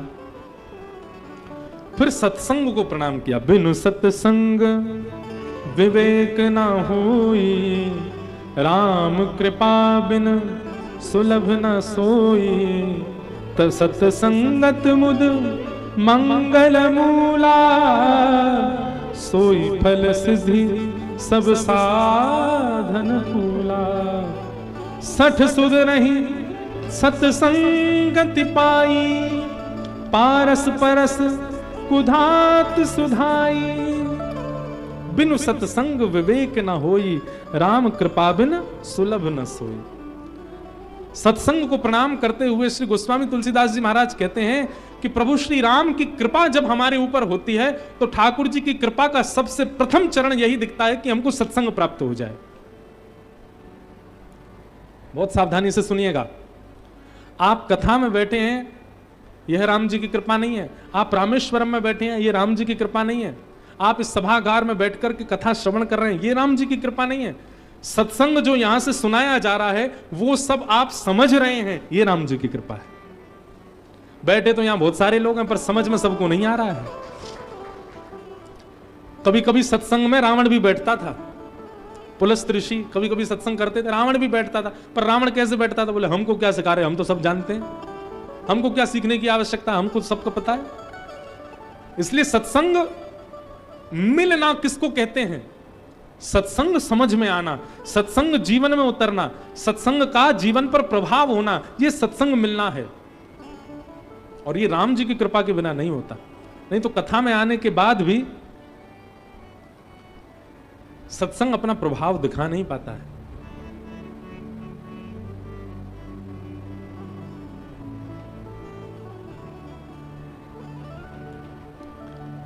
अरे कोई पीवे, कोई पीवे, कोई पीवे, कोई पीवे। बहुत सुंदर पद है। हो कोई पीवे संत सुजान, नाम रस मीठा रे, नाम रस मीठा, नाम रस मीठा रे, नाम रस मीठा रे। ये नाम रस क्या है? नाम रस क्या है? हम आप सब लोग कल से अब तक और अब से 31 तक क्या श्रवण करने वाले हैं? राम नाम का विस्तार ही सुनने वाले हैं। ये सत्संग नाम का विस्तार है। और ये किसी को समझ में आ जाए तो समझ जाना यही राम कृपा है। कोई पीवे, कोई पीवे, कोई पीवे, कोई पीवे, कोई पीवे, कोई पीवे, कोई पीवे, कोई पीवे संत सुजान, नाम मीठा रे, नाम रस मीठा, नाम रस मीठा रे, नाम रस मीठा। कोई पीवे, हाँ कोई पीवे, कोई पीवे, कोई पीवे, कोई पीवे, कोई पीवे संत सुजान, नाम रस मीठा रे, नाम रस मीठा।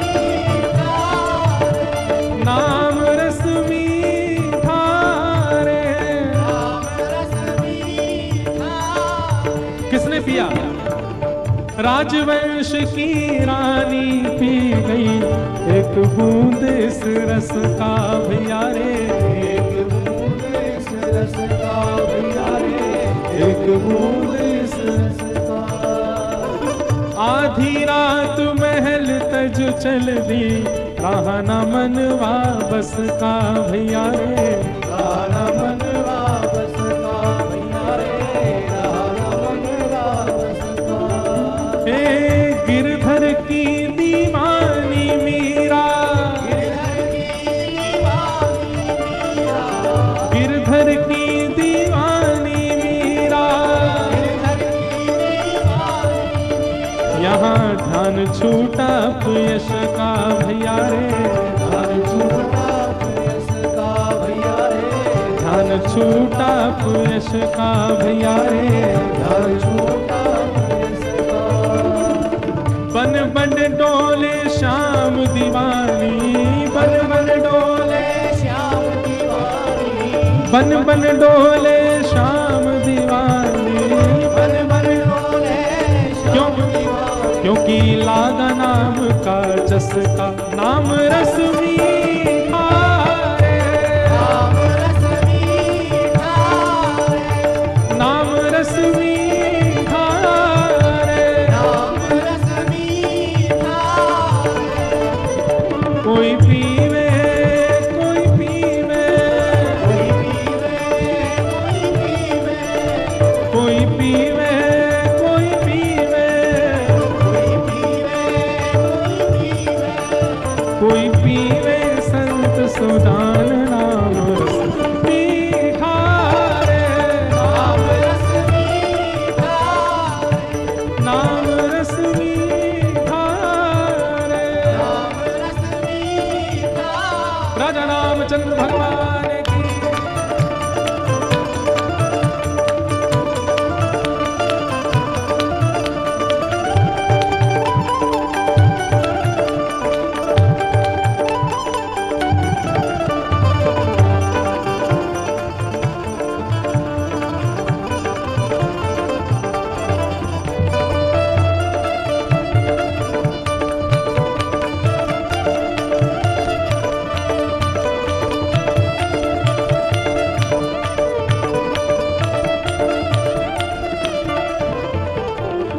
नामदेव रस पिया रे अनुपम, सफल बना ली काया भैया रे, सफल बना ली काया भैया रे, सफल बना ली काया।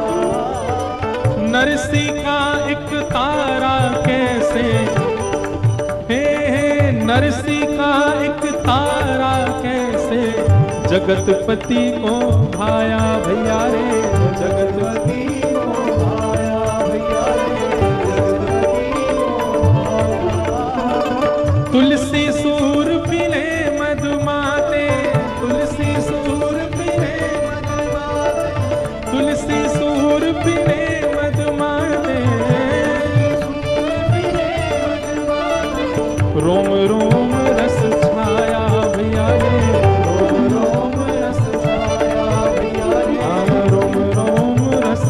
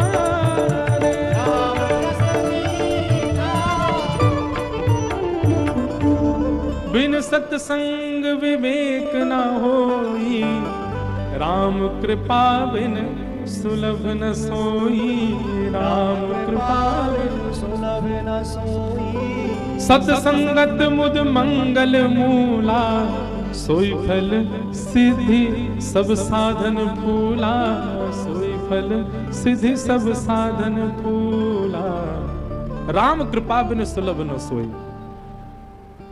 गोस्वामी तुलसीदास जी महाराज कहते हैं कि मैं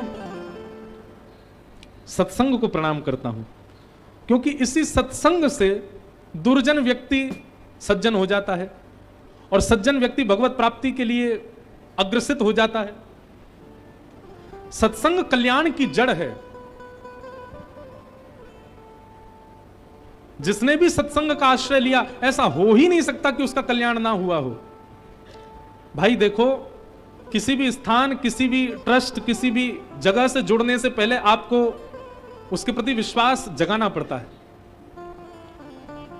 पर सत्संग के प्रति तो जितनी कहानियां कह दी जाएं, जितनी बात बता दी जाएं, सब में एक बात सिद्ध हो जाएगी, जिसने भी सत्संग का आश्रय लिया उसका कल्याण हुआ ही हुआ है। किसी को भी उठा लीजिए, ये तो आंख बंद करके विश्वास करने वाला स्थान है सत्संग, कि यहां यदि एक बार आ गए और मन लगा करके वक्ता को सुन लिया, कल्याण निश्चित है। भगवान भी नहीं रोक पाएंगे आपके कल्याण को। इस सत्संग का प्रभाव है। इसलिए मैं सत्संग को प्रणाम करता हूं, और सत्संग को प्रणाम करने के बाद संतों को पुनः प्रणाम करके अब गोस्वामी जी महाराज सज्जनों को प्रणाम कर रहे हैं। वंदौ संत असज्जन चरणा। आहा, देखो ये गोस्वामी जी ही कर सकते हैं क्या? केवल सज्जनों को प्रणाम करते तो मन में एक भाव गोस्वामी जी के आया, बेचारे असज्जन लोगों को क्यों छोड़ दिया जाए, उनको भी प्रणाम करो। तो जो सज्जन हैं उनको तो प्रणाम कर रहे हैं और असज्जनों को भी प्रणाम कर रहे हैं। बोले क्यों? बोले दोनों एक ही काम करते हैं। बोले क्या? बंदो संत असज्जन चरना, दुख प्रद उभय बीच कछु वरना, बिछुरत एक प्राण हर ले, बिछुरत एक प्राण हर ले, मिलत एक दुख दारुण दे, मिलत एक दुख दारुण दे। गोस्वामी जी कहते हैं मैं सज्जन और दुर्जन दोनों को प्रणाम करता हूं, सज्जन और असज्जन। बोले दोनों को प्रणाम कर रहे हैं। सज्जनों को स्वच्छंद प्रणाम करते, असज्जनों को अलग से कर ले, एक संग क्यों कर रहे हैं? बोले गुरु कृपा से गोस्वामी जी महाराज के चित्त में ऐसा भाव आ रहा है कि सज्जन और असज्जन एक प्रकार से एक ही स्थिति प्रदान करते हैं। बहुत ध्यान से सुनो कैसे। बोले बिछुरत एक प्राण हर ले। बोले सज्जन व्यक्ति जब मिलता है और कुछ दिन संग रहने के बाद जब दूर होता है तो ऐसा लगता है हमारे प्राण जा रहे हैं क्या। और दूसरा कैसा है? बोले असज्जन व्यक्ति ऐसा है जिसके मिलने पर दुख दारुण दे। एक के बिछुड़ने पर दुख मिलता और एक के मिलने पर दुख मिलता, दोनों ही दुख देते हैं, इसलिए दोनों को एक साथ प्रणाम करता हूं। असज्जन दुर्जन दोनों को प्रणाम। एक महाराष्ट्र के एक राजा थे, बहुत ध्यान से सुनना। उन राजा ने अपनी सीमा पर सैनिक बैठा रखे थे। बिल्कुल ऐसी ही चर्चा मधुकर शाह ओरछा के राजा की भी सुनाई देती है, थोड़ी कम। ओरछा के राजा ने भी अपनी सीमा पर सैनिक बैठा रखे थे, पर दोनों राजाओं की एक समानता थी कि सैनिकों के हाथ में आयुध नहीं है। सैनिकों के हाथ में क्या है? दिया, बत्ती, रोरी, चावल, माला। सैनिकों को माला देकर के, दिया बत्ती देकर के, रोरी चावल देके अपनी सीमा पर बैठा रखा। बोल क्यों? कोई भी संत जा रहा हो उनको जाकर के तिलक करना, आरती करना, माला पधराना, और तुम्हारा एक ही काम है क्या? किसी भी प्रकार से, चाहे जबरदस्ती करनी पड़े, चाहे कुछ करना पड़े, संत को एक रात्रि तो नगर में लेके आना है। ये सब सैनिकों को सेवा दे रखी। सब लोग इधर देखो।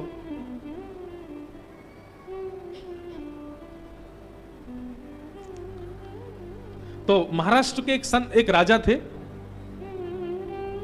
उन्होंने अपने सैनिकों को लगा रखा था सीमा पर, जो भी संत हमारे नगर के बाहर से जा रहे हैं वो सबको प्रणाम करना, चंदन रोरी करना, माला पहनाना और उनसे निवेदन करना कि वो हमारे नगर में आवे। एक बार राजा की लॉटरी लग गई। कैसी लॉटरी लगी?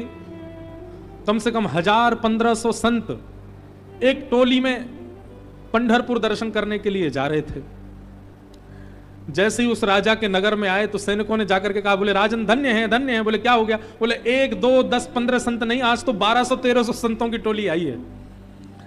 आजकल के लोग हों तो महाराज सुन के घबरा जाएं। हमसे लोग पूछते हैं, महाराज जी कथा करवानी है, करवाओ। कितने लोग आएंगे आपके साथ?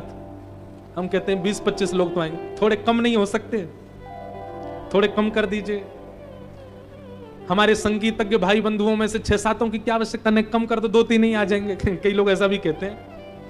और वर्णम पंच विप्राणाम, 5 ब्राह्मणों की क्या आवश्यकता? एक ही ले आइए। ऐसे लोग जब आते हैं तो हमारा मन होता हम अकेले ही आ जाएंगे, बस खुश हो जाओ। हम देखो व्यक्तिगत रूप से किसी से नहीं कह सकते कोई मिले तो, लेकिन हम मंच से कह सकते हैं, अरे कोई ब्रजवासी आ रहा है, कोई संत आ रहा है, कोई महापुरुष आ रहा हो, कोई वक्ता आ रहा है, तो उससे तो ये कहो भैया जितने ज्यादा वैष्णव आप ला सको लेके आओ, हमको सेवा का सौभाग्य मिलेगा।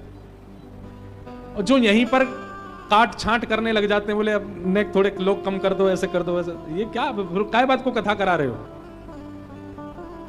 हमारे पूज्य श्री मलुकपीठ वाले महाराज जी, उनके संगीतज्ञ कम हैं, संग में विप्रदेव कम, पर संत एक बस भर के संत चलते हैं साथ में। महाराज जी कहते हैं जहां भी कथा होती है, प्रथम जो श्रोताओं की आगे वाली पंक्ति उसमें संत ही बैठते हैं, पीछे वाले चाहे सोएं, चाहे रोएं, चाहे उठें, चाहे जाएं, कोई मतलब, हम उन्हीं को कथा सुनाते रहते हैं। मैंने महाराज जी हमारा भी मन होता हम भी ऐसे ही करें, हम भी कुछ 50-60 संतों को लेकर चलें, उन्हीं को ही आगे बैठा के उन्हीं को ही कथा सुना। उनका काम ही यही कथा सुनो, उठेंगे भी नहीं, रोएंगे भी नहीं, कहीं जाएंगे भी नहीं, चाय भी नहीं पिएंगे, केवल कथा सुनेंगे। कथा सुनाने में अच्छा लगता है। तो सैनिकों ने राजा से जाकर के कहा, बोले महाराज धन्य हो गए आज तो। बोले क्या 10, 5, 15 संत नहीं आए हैं, आज तो संतों की टोली आई है, 1200-1300 संत आए। राजा के नेत्र सजल हो गए। बोले अब तो रज रज के सेवा करूंगा संतों की। राजमहल खोल दिया। संतों ने कहा हम महलों में नहीं रहते, महलों में रहने से भजन नहीं होता, हमारे लिए कुटिया बनवाओ। राजा के लिए क्या कमी, उसने कुटिया बनवा दी। नहीं, सब संतों की महाराज कुटिया बनवा दी। जैसी इच्छा चाहे वैसी प्रसादी की व्यवस्था, वैसी भोजन की व्यवस्था, वैसी जल की व्यवस्था। एक रात्रि संत रहे, राजा ने खूब सेवा करी। दूसरे दिन समस्त संत प्रातः काल उठ करके स्नान आदि करके अपना सब संध्या वंदन तिलक आदि लगा करके सब तैयार हो गए। राजा चरणों में प्रणाम। बोले अब कहां जा रहे हैं आप? बोले हम सब जा रहे हैं पंढरपुर, जिसके लिए आए हैं, दर्शन करने जा रहे हैं। राजा बोला महाराज 3 दिन बाद नवरात्रि प्रारंभ होने वाली है, और नवरात्रि का पावन पर्व मेरे घर में प्रारंभ हो और संत मेरे घर से चले जाएं, ये तो अशुभ संकेत है। मेरी आप सबसे प्रार्थना है, आप अभी मत जाइए। नवरात्रि की 9 रात्रियों को पावन करके उसके बाद दशहरा को आप लोग प्रस्थान कर जाइएगा। कम से कम इतनी मेरी भाव स्वीकार कर लीजिए, आप जैसी व्यवस्था कहेंगे मैं सब करूंगा। संत महापुरुष बोले भैया यार ने बड़ी सेवा करी, 9 दिन की तो बात है, कह रहा है तो उसके यहां रुक जाओ। सब संत बोले भैया तुम्हारा प्रेम इतना अच्छा लगा हमको, हम रुक जाएंगे। और 9 दिन के लिए सब संत रुक गए। अब जैसे जैसे दिन घटे, 4 दिन हो गए, अब 3 ही दिन रह गए, 2 ही दिन रह गए, 1 ही दिन रह गए। राजा रात में सोचने लगा कल ये सब चले जाएंगे, अब क्या करूं मैं। संत सब तैयार। बोले भैया आज विजयदशमी, हम लोग सब लोग जा रहे हैं और बढ़िया जाएंगे पंडरीनाथ भगवान का दर्शन करेंगे। बोले महाराज विजयदशमी के दिन इतने सारे संत मेरे यहां आए, और दशमी पूर्ण होने के बाद एकादशी का यदि व्रत मेरे स्थान पर करके नहीं गए तो। संत बोले 2 दिन की बात और है, रुक जाते हैं। 2 दिन और रुक गए। तभी महाराज देखा कि राजा बड़ी व्यवस्थाओं में लगा था, खूब सारी व्यवस्थाएं कर रहा था, खूब सारे हलवाइया। संतों ने कहा भैया ये काय की व्यवस्था कर रहे हो? बोले अरे मेरे यहाँ इतने संत आए हैं, कुछ ही दिनों में शरद पूर्णिमा आने वाली है, और शरद पूर्णिमा की रात्रि होगी, महाराज का यहाँ पर सुंदर वाचन होगा, भागवत जी के रासपंच अध्याय की कथा होगी, आप सब संत बैठ। बोले हम तो सब कल जा रहे हैं। बोले ऐसे कैसे चले जाएंगे? शरद पूर्णिमा मेरे नगर में मन रही हो और संत यहां से चले जाएं? आप सबसे मेरी प्रार्थना, कम से कम शरद पूर्णिमा तक तो यहीं रुकिए। अभी कितने सुंदर सुंदर पर्व आएंगे, गोपाष्टमी होगी, शरद पूर्णिमा होगी, दीपावली होगी, गोवर्धन पूजा होगी, इतने सुंदर पर्वों में क्षमा कीजिए, मैं राजा बनकर के हठ पूर्वक आपको कह रहा हूं, आप लोग यहां से जा नहीं सकते। संत एक दूसरे का मुख देखने लगे, बोले भैया ये तो विचित्र ही हो गई बात। लेकिन संतों को इतनी सेवा प्राप्त हो रही थी कि कुछ संत तो राजा की रजा में राजी हो जाते थे, बोले कोई बात नहीं, कह रहा है तो रुक जाते हैं, कोई कमी तो कर नहीं रहा, हमारा भजन भी बन रहा है, भोजन भी बन रहा है, सब कुछ तो हो रहा है। करते करते करते महाराज चैत्र का महीना आ गया, वो संत गए ही नहीं। चैत्र का महीना आया, बोले महाराज अब तो रामनवमी आने वाली है, ऐसे कैसे चले जाओगे? अब तो हनुमान जन्मोत्सव होगा, ऐसे कैसे आप चले जाएंगे? अरे सीता नवमी आने वाली है, आपको कैसे जाने दूंगा? ऐसे ही सब उत्सवों के बहाने कर करके राजा ने 1 साल तक संतों को अपने यहां से जाने ही नहीं दिया। संत सब आपस में बैठे, बोले राजा रोज रोक लेता हमको। 1 वर्ष निकल गया, इसलिए साधु बने हम लोग, इसलिए महात्मा बने, इसलिए अयोध्या से निकले थे। पंडरीनाथ भगवान का दर्शन नहीं हुआ 1 साल, एक राजा के और दक्षिणा में और उसके व्यंजनों में इतने मोहित हो गए हम सब। बोले काम करो, क्या? सुबह राजा उठे उससे पहले यहां से भग चलो, उसको पता ही नहीं चलेगा, हम सब चले जाएंगे। सब संत बोले ये ठीक है, लेकिन वे सब जानते नहीं थे क्या, दिन भर तो राजा उनकी सेवा करता, तो रात भर पहरेदारी करता था। जैसे संत सब अपने शिविर से बाहर निकल के आए तो राजा तलवार हाथ में लिए, महाराज बिल्कुल सेवा में तत्पर खड़ा है, संतों को कोई दिक्कत नहीं हो जाए, दंडवत करने लगा। बोले आप सब इतनी रात को क्यों उठ गए, आप सब सो क्यों नहीं रहे? रोने लगा राजा, बोले मेरे यहां कोई पीड़ा हो गई कि आप सब सो नहीं पा रहे हैं? सब संत बोले भैया प्रेम जाल में फंस गए हम लोग, तो अब कैसे जाएं यहां से? सब संतों ने राजा से कहा देखो, अगर तुमने हमको अब नहीं जाने दिया तो हम सबके हृदय को कष्ट होगा, और संतों के हृदय को यदि कष्ट होता है तो भगवत अपराध बनता है, और भगवत अपराध बनने से भगवत विमुख हो जाता है जीव। तुम्हारे अंदर जितनी भक्ति है, जितने भाव हैं, सब नष्ट हो जाएंगे यदि हम लोगों को कष्ट पहुंचाओगे तो। इसलिए हम तुमसे प्रार्थना कर रहे हैं, हमको जाने दो।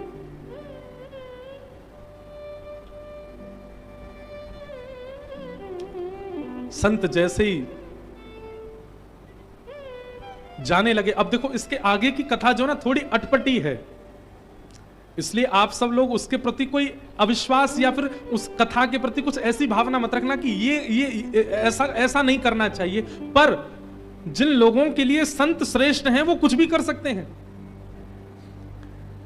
राजा को इतना दुखी देख करके रानी ने मन में विचार किया कि अब संत जैसे ही हमारे नगर को छोड़ के जाएंगे तो संतों के जाते ही राजा अपने प्राण त्याग देंगे। रानी को यह बात पता थी, बोले ये होगा ही होगा, और मेरे पति के प्राण जाते ही मेरा बालक तो अभी छोटा सा है, 6-7 महीने का है, राज्य गद्दी पर अभी बैठेगा नहीं, और इस राज्य गद्दी पर कोई राजा नहीं होगा तो भाइयों में, परिवार के लोगों में कलेश होगा, कलह होगा, और राजा की और भी पत्नियां हैं, वे पत्नियां भी कोई ना कोई षड्यंत्र करके मेरे बालक को मार देंगी कि कैसे भी करके ये बालक जीवित रहा तो यही राजा बनेगा, और मेरे बालक की मृत्यु हो जाएगी, मेरे बालक की मृत्यु होगी तो मैं भी जीवित नहीं रह पाऊंगी। तो उस रानी ने क्या किया, ये सब उसने केवल विचार किया कि संतों के जाते ही राजा मरेंगे, राजा के मरते ही कलेश होगा, कलेश होते ही विवाद होगा, विवाद होते ही मेरे बालक को मार दिया जाएगा, भाई भाई आपस में लड़ेंगे राज्य गद्दी पर बैठने के लिए। अब हमारे राज्य में घनघोर नाश के बादल छा जाएंगे। उसने मन में विचार किया कि नाश के बादल ना देखने पड़े, जो काम बाद में होना है वो पहले ही हो जाए। है तो अटपटी बात, पर उसने ऐसा किया। क्या किया? अपने 6 महीने के बालक को विष दे दिया। बोले इस बालक का कल कोई और वध कर दे, उससे अच्छा मैं ही इसका आज वध कर देती हूं, क्योंकि अब ये होना है। संत तो जाएंगे और संतों के जाते ही मेरे पति मरेंगे, तो मृत्यु होनी, और उसमें मुझे सती होना है, और मैं यदि बालक छोड़ के सती हो गई तो मेरे बालक का तो बहुत बुरा हो जाएगा, इसलिए पहले ही अपने बालक को विष दे दिया। प्रातःकाल संत जैसे ही नगर छोड़ करके जाने को तैयार हुए, महाराज पूरे महल में मातम बन रहा था, सब रो रहे थे।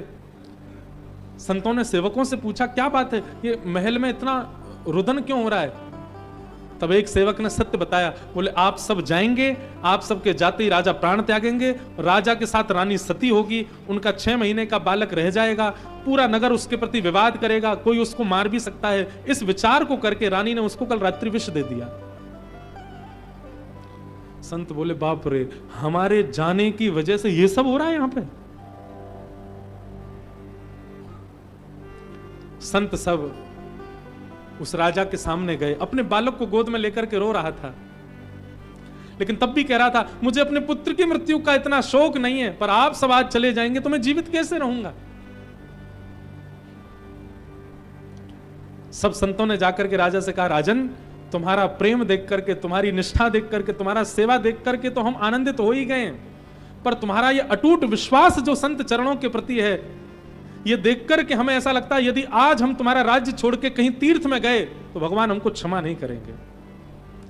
इसलिए हमारे लिए यही पंढरपुर है, यही अयोध्या है, यही वृंदावन है, यही काशी है, यही अयोध्या है, हमारे लिए सारे तीर्थ तुम्हारा राज्य भवन ही है। आज हम यहीं अपने अखंड धूना लगाते हैं, यहीं चिमटा गाड़ करके बैठ रहे हैं। आज के बाद तुम्हारे इस राज्य को छोड़ करके बाकी संत कहीं भी विचरण करें, पर हम जो संत पहले दिन से यहाँ हैं, हम कहीं नहीं जाएंगे, हम यहीं रहेंगे। तीर्थ चाहे तो तीर्थ चल के यहां आ जाएं, हम तीर्थ के पास नहीं जाएंगे। और संतों ने एक राजा की सेवा से अखंड व्रत धारण कर लिया उस राजा के नगर में रहने का।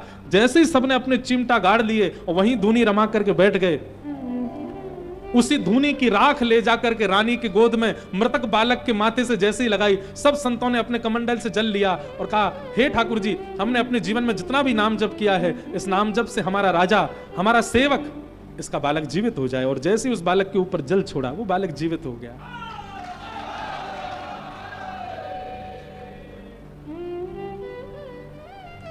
ये केवल सुन लीजिए, क्योंकि आज की डेट में ऐसी निष्ठा संत चरण में होना हो ही नहीं सकती। क्षमा कीजिएगा, बिन बताए बिन बुलाए कोई संत आपके घर पर आकर के आपका गेट खटखटा देना और आप द्वार खोल करके देखो, पीत वस्त्र में, हाथ में चिमटा लिए, त्रिपुंड लगाए, जटाजूट धारण किए, एक झलक देख करके तो पहले किवाड़ बंद करोगे, भीतर लगा के लॉक, भीतर जाके सबसे पहले 100 नंबर डायल करोगे, सुनो हमारे द्वार पे कोई आके खड़े हैं और ये जरूर हमको कुछ वो लग रहे हैं, पति को पहले सतर्क कर देंगे, उसको सतर्क। ठीक है, भले ही वो कैसा भी हो, पर आपका सबसे पहला क्रम उसको प्रणाम करना नहीं होगा, अपनी सावधानी करना होगा। जबकि भक्तमाल जी और सब शास्त्रों ने यह कहा है, संत भले ही अपने स्वभाव व्यवहार से कैसा भी हो, लेकिन उसकी भेष और आवरण यदि संत का है, आपको उसके प्रति सम्मान की भावना ही रखनी चाहिए। हम एक बात कहते हैं, क्या रावण संत का रूप धारण करके आया, सीता जी उसको पहचान नहीं पाई क्या? वे जगदम्बा हैं, वे पराम्बा हैं, वे जगत जननी हैं, वे साक्षात राम वल्लभा हैं, वे रावण को नहीं पहचान पाई? पहचान गए, वे पहचान गई थी रावण को, लेकिन केवल भेष के सम्मान के लिए, क्योंकि भेष संत का, साधु का धारण किया है, भेष के सम्मान के लिए सीता हरण हुआ और रावण सीता जी को लेकर के लंका गया। ये संपूर्ण रामायण ही केवल इसीलिए हो गई, संपूर्ण राम रावण युद्ध ही केवल इसलिए हो गया क्योंकि भेष का सम्मान किया है किशोरी जी ने। अभी पूज्य श्री मलुकपीठ वाले महाराज जी घर पर कथा कर रहे थे, सुख रामायण भागवत में जो 2 अध्याय की राम कथा है उसका वर्णन कर रहे थे। वहां महाराज जी ने एक बहुत अच्छी बात कही, बहुत सावधानी से सुनिएगा। समय क्या हो गया? अरे क्षमा कर दो, हमें भूख लग रही होगी आपको, 1:30 बज गया, हमको पता ही नहीं चली। रुको, अभी हम विश्राम कर रहे हैं, एक बात और कहते हैं फिर विश्राम करते हैं। क्या है ना कि अभी हम नए नए वक्ता हैं राम कथा के, तो हमको बहुत ज्यादा विस्तार से बोलने में अच्छा लग रहा है। पहले जब हम नए नए भागवत के वक्ता बने तब भी हम बहुत विस्तार से बोलते थे, अभी भी बोलते हैं, पर अब बहुत सारी चर्चाएं हो जाती हैं। पर राम कथा का अभी मंगलाचरण ही चल रहा, अभी वंदना प्रसंग ही चल रहा। अभी तो राम कथा प्रारंभ कल से होगी, शिव विवाह होगा कल कथा में, परसों राम जी का जन्म होगा, आदि आदि सब होंगे। तो महाराज जी ने एक बहुत अच्छी बात बताई,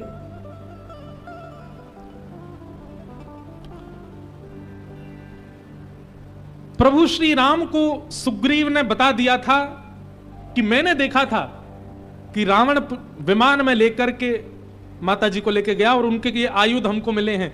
ये कंफर्म नहीं था कि माता जी सीता जी दिखी, नहीं, ये आयुध हैं, आप बताओ। और आयुधों को देख करके लक्ष्मण जी पहचान गए, चरणों के आयुध देख करके कि ये तो भाभी के ही आयुध हैं, आदि आदि सबको कथा पता है। इसका मतलब क्या है?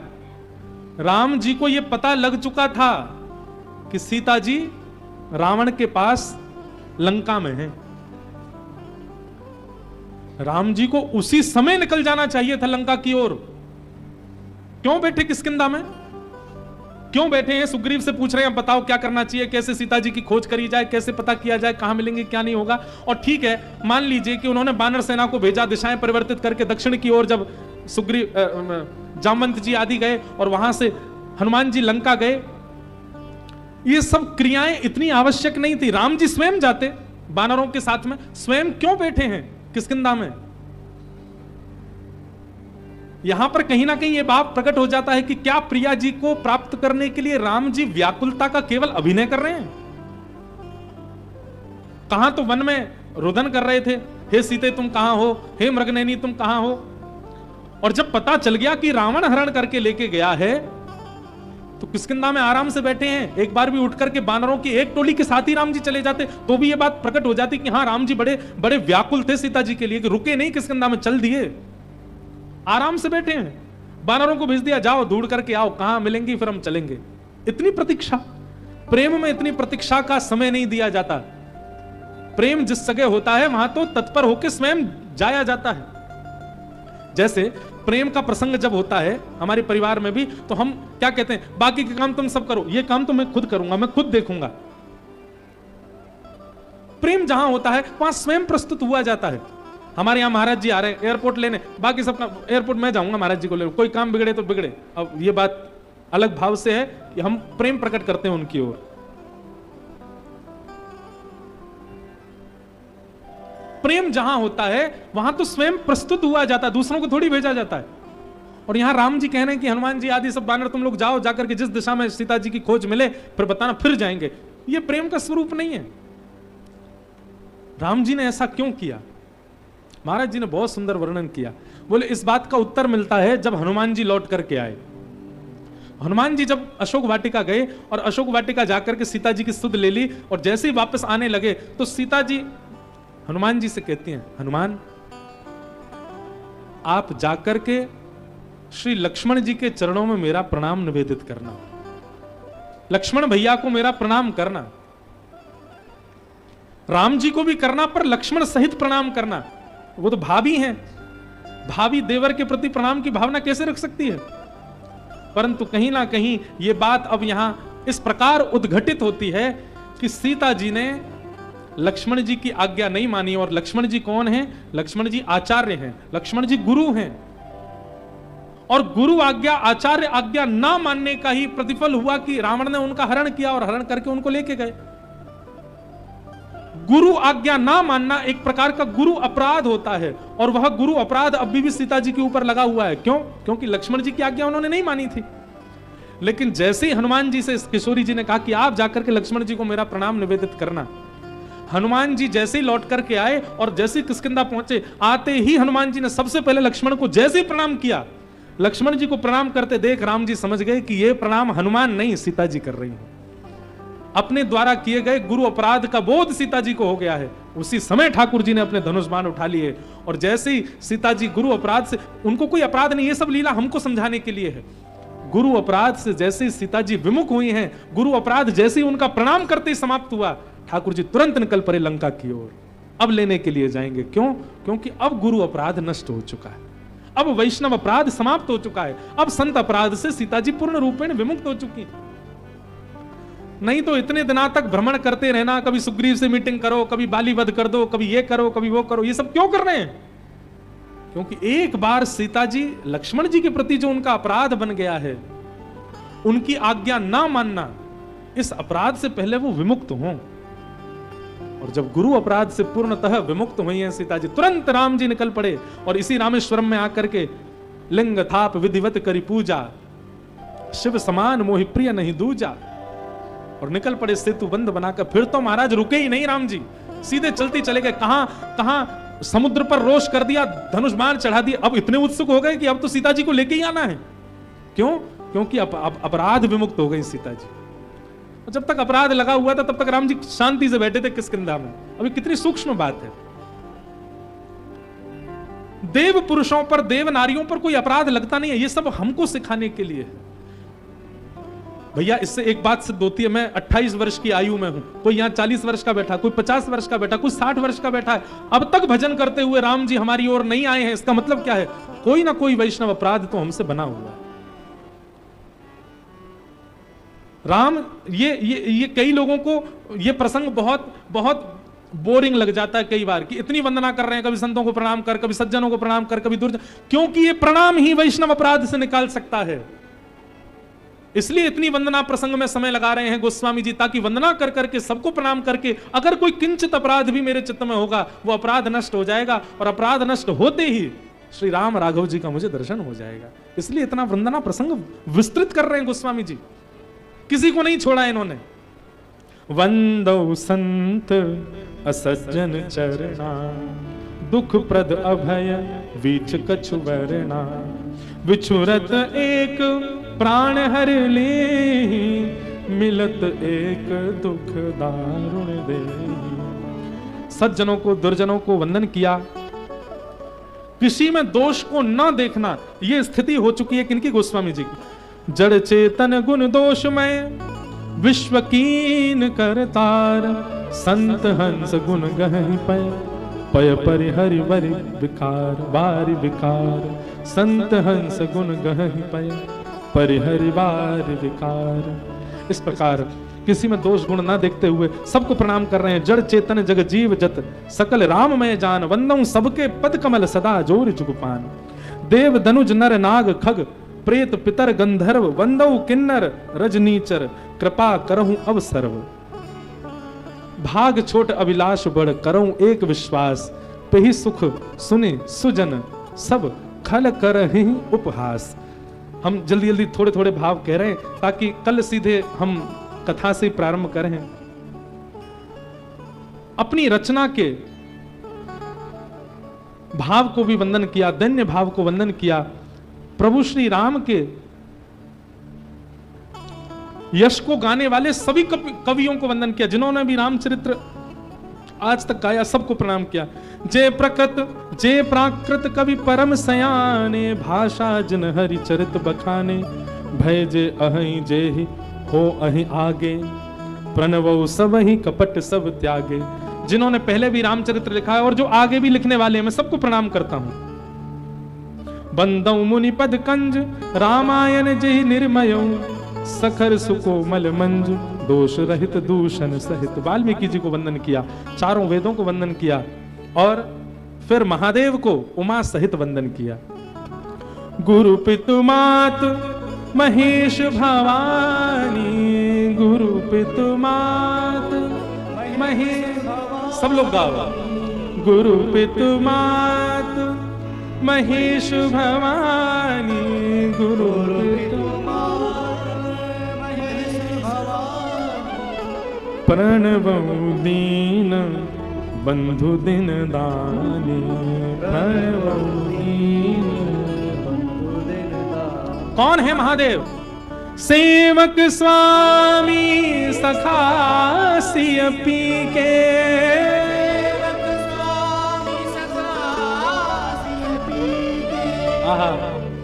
ये गोस्वामी जी कर सकते हैं, एक ही भाव में सारे संबंध बता दिए। सेवक स्वामी सखा सिय पिय के, सेवक स्वामी सखा सिय पिय के, हित निरूपति सब विधि तुलसी के, सब विधि तुलसी के। वंदौ अवध पुरी अति पावन, वंदौ अवध पुरी अति पावन, सरजो सरी कलि कलुष न सावन, सरजो सरी कलि कलुष न सावन। प्रणवौ पुर नर नारी बहोरी, प्रणवौ पुर नर नारी बहोरी, ममता जिन पर प्रभु न थोरी, ममता जिन पर प्रभु ही न थोरी। वंदौ कौशल्या दिसि प्राची, वंदौ कौशल्या दिसि प्राची, कीरति जासु सकल जगु माची, कीरति प्रगटे जहाँ रघुपति शश चारु, प्रगटे रघुपति शश चारु, विश्व सुखद खल कमल तसारु, विश्व सुखद खल कमल तुषार। दशरथ राव सहित सब रानी, दशरथ राम सहित सब रानी, सुकृत सुमंगल मूरत मानी। सुकृत सुमंगल मूरत हम केवल वंदन कर दे रहे हैं, बाकी अयोध्या में प्रणाम कल करेंगे सबको। वंदौ अवध भुवाल सत्य प्रेम जहि राम पद, विछुरत दीन दयाल प्रियतनु तन एव परिहरम। प्रणवौ परिजन सहित विदेहु, जाहि राम पद गुण सनेहु। प्रणवौ प्रथम भरत के चरना, जा सुनेम व्रत जाय न वरना। वंदौ लक्ष्मण पद जल जाता, शीतल सुभग भगत सुख दाता। रिपुसूदन पद कमल नमामि, सुर सुशील भरत अनुगामी। प्रणवौ पवन कुमार, खलवन पावक ज्ञान घन। जासु हृदय आगार, बसहि राम सर चाप धर। सुन सनकादि भगत मुनि नारद, जे मुनिवर विज्ञान विशारद। जनक सुता जग जननी जानकी, अतिशय प्रिय करुणा निदान की। ताके जुग पद कमल मनावो, जासु कृपा निर्मल मति पावो। पुनि मन वचन कर्म रघुनायक, चरण कमल वंदौ सब नायक। राजीव नयन धरे धनुषायक, राजीव नयन धरे धनुषायक। अब सबको प्रणाम करने के बाद सबसे अंत में प्रणाम कर रहे हैं प्रभु श्री राम को। राजीव नयन धरे धनुषायक, राजीव नयन धरे धनुषायक। भगत विपति भंजन सुखदायक, भगत विपति भंजन सुखदायक। पुनि मन वचन कर्म रघुनायक, पुनि मन चरण कमल बंदौ सब लायक, चरण कमल बंदौ सब लायक। गिरा अरथ जल बीच सम करियत भिन्नन भिन्न। बंदौ सीता राम पद जिनहि परम प्रिय किन्न। सियावर रामचंद्र की जय, पवन सुत हनुमान की जय। बोलो भाई सब संतन की जय, बोलो भाई सब संतन की जय, बोलो भाई सब विप्रन की जय, बोलो भाई सब विप्रन की जय। उमापति महादेव जी की जय, उमापति महादेव की जय, उमापति महादेव जी की जय, उमापति महादेव की जय। महाप्रभु तुलसीदास जी की जय, महाप्रभु तुलसीदास की जय, गोस्वामी तुलसीदास जी की जय, गोस्वामी तुलसीदास की जय। बोलो भाई सब संतन की जय, बोलो भाई सब संतन की जय, बोलो भाई सब संतन की जय।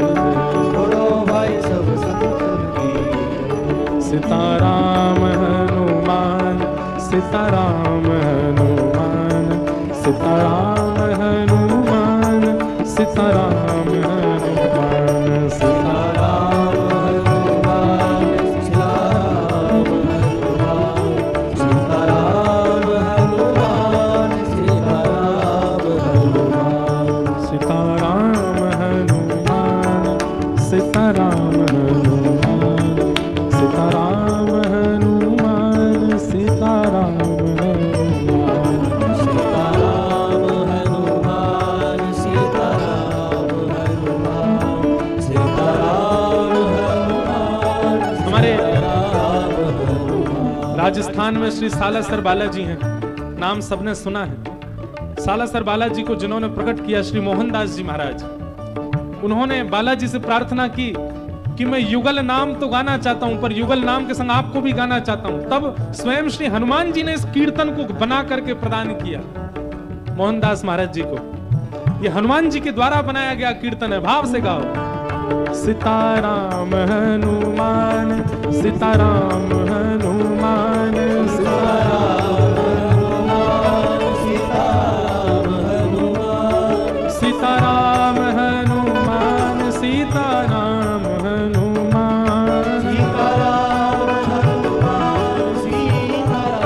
हनुमान, सीताराम हनुमान, सीताराम हनुमान, सीताराम हनुमान, सीताराम हनुमान, सीताराम हनुमान,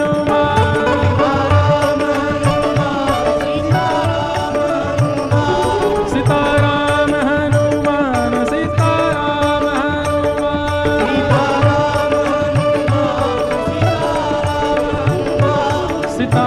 हनुमान, सीताराम हनुमान, सीताराम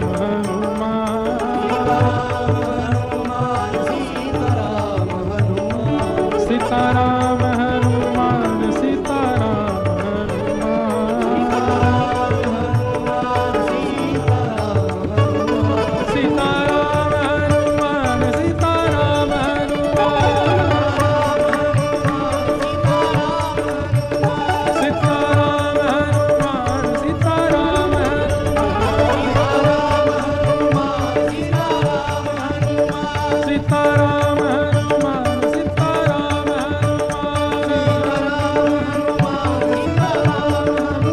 सीताराम हनुमान, सीताराम रामचंद्र भगवान की, अनंत बलवंत श्री हनुमान जी महाराज की, गोस्वामी श्री तुलसीदास जी महाराज की, नमः पार्वती पतये, हर हर महादेव। जय जय श्री सीताराम, जय जय श्री राधेश्याम। आप सब लोग कल पुनः 10 बजे से कथा का प्रारंभ होगा। सब लोग समय से पधारें। और भैया है सके तो अपने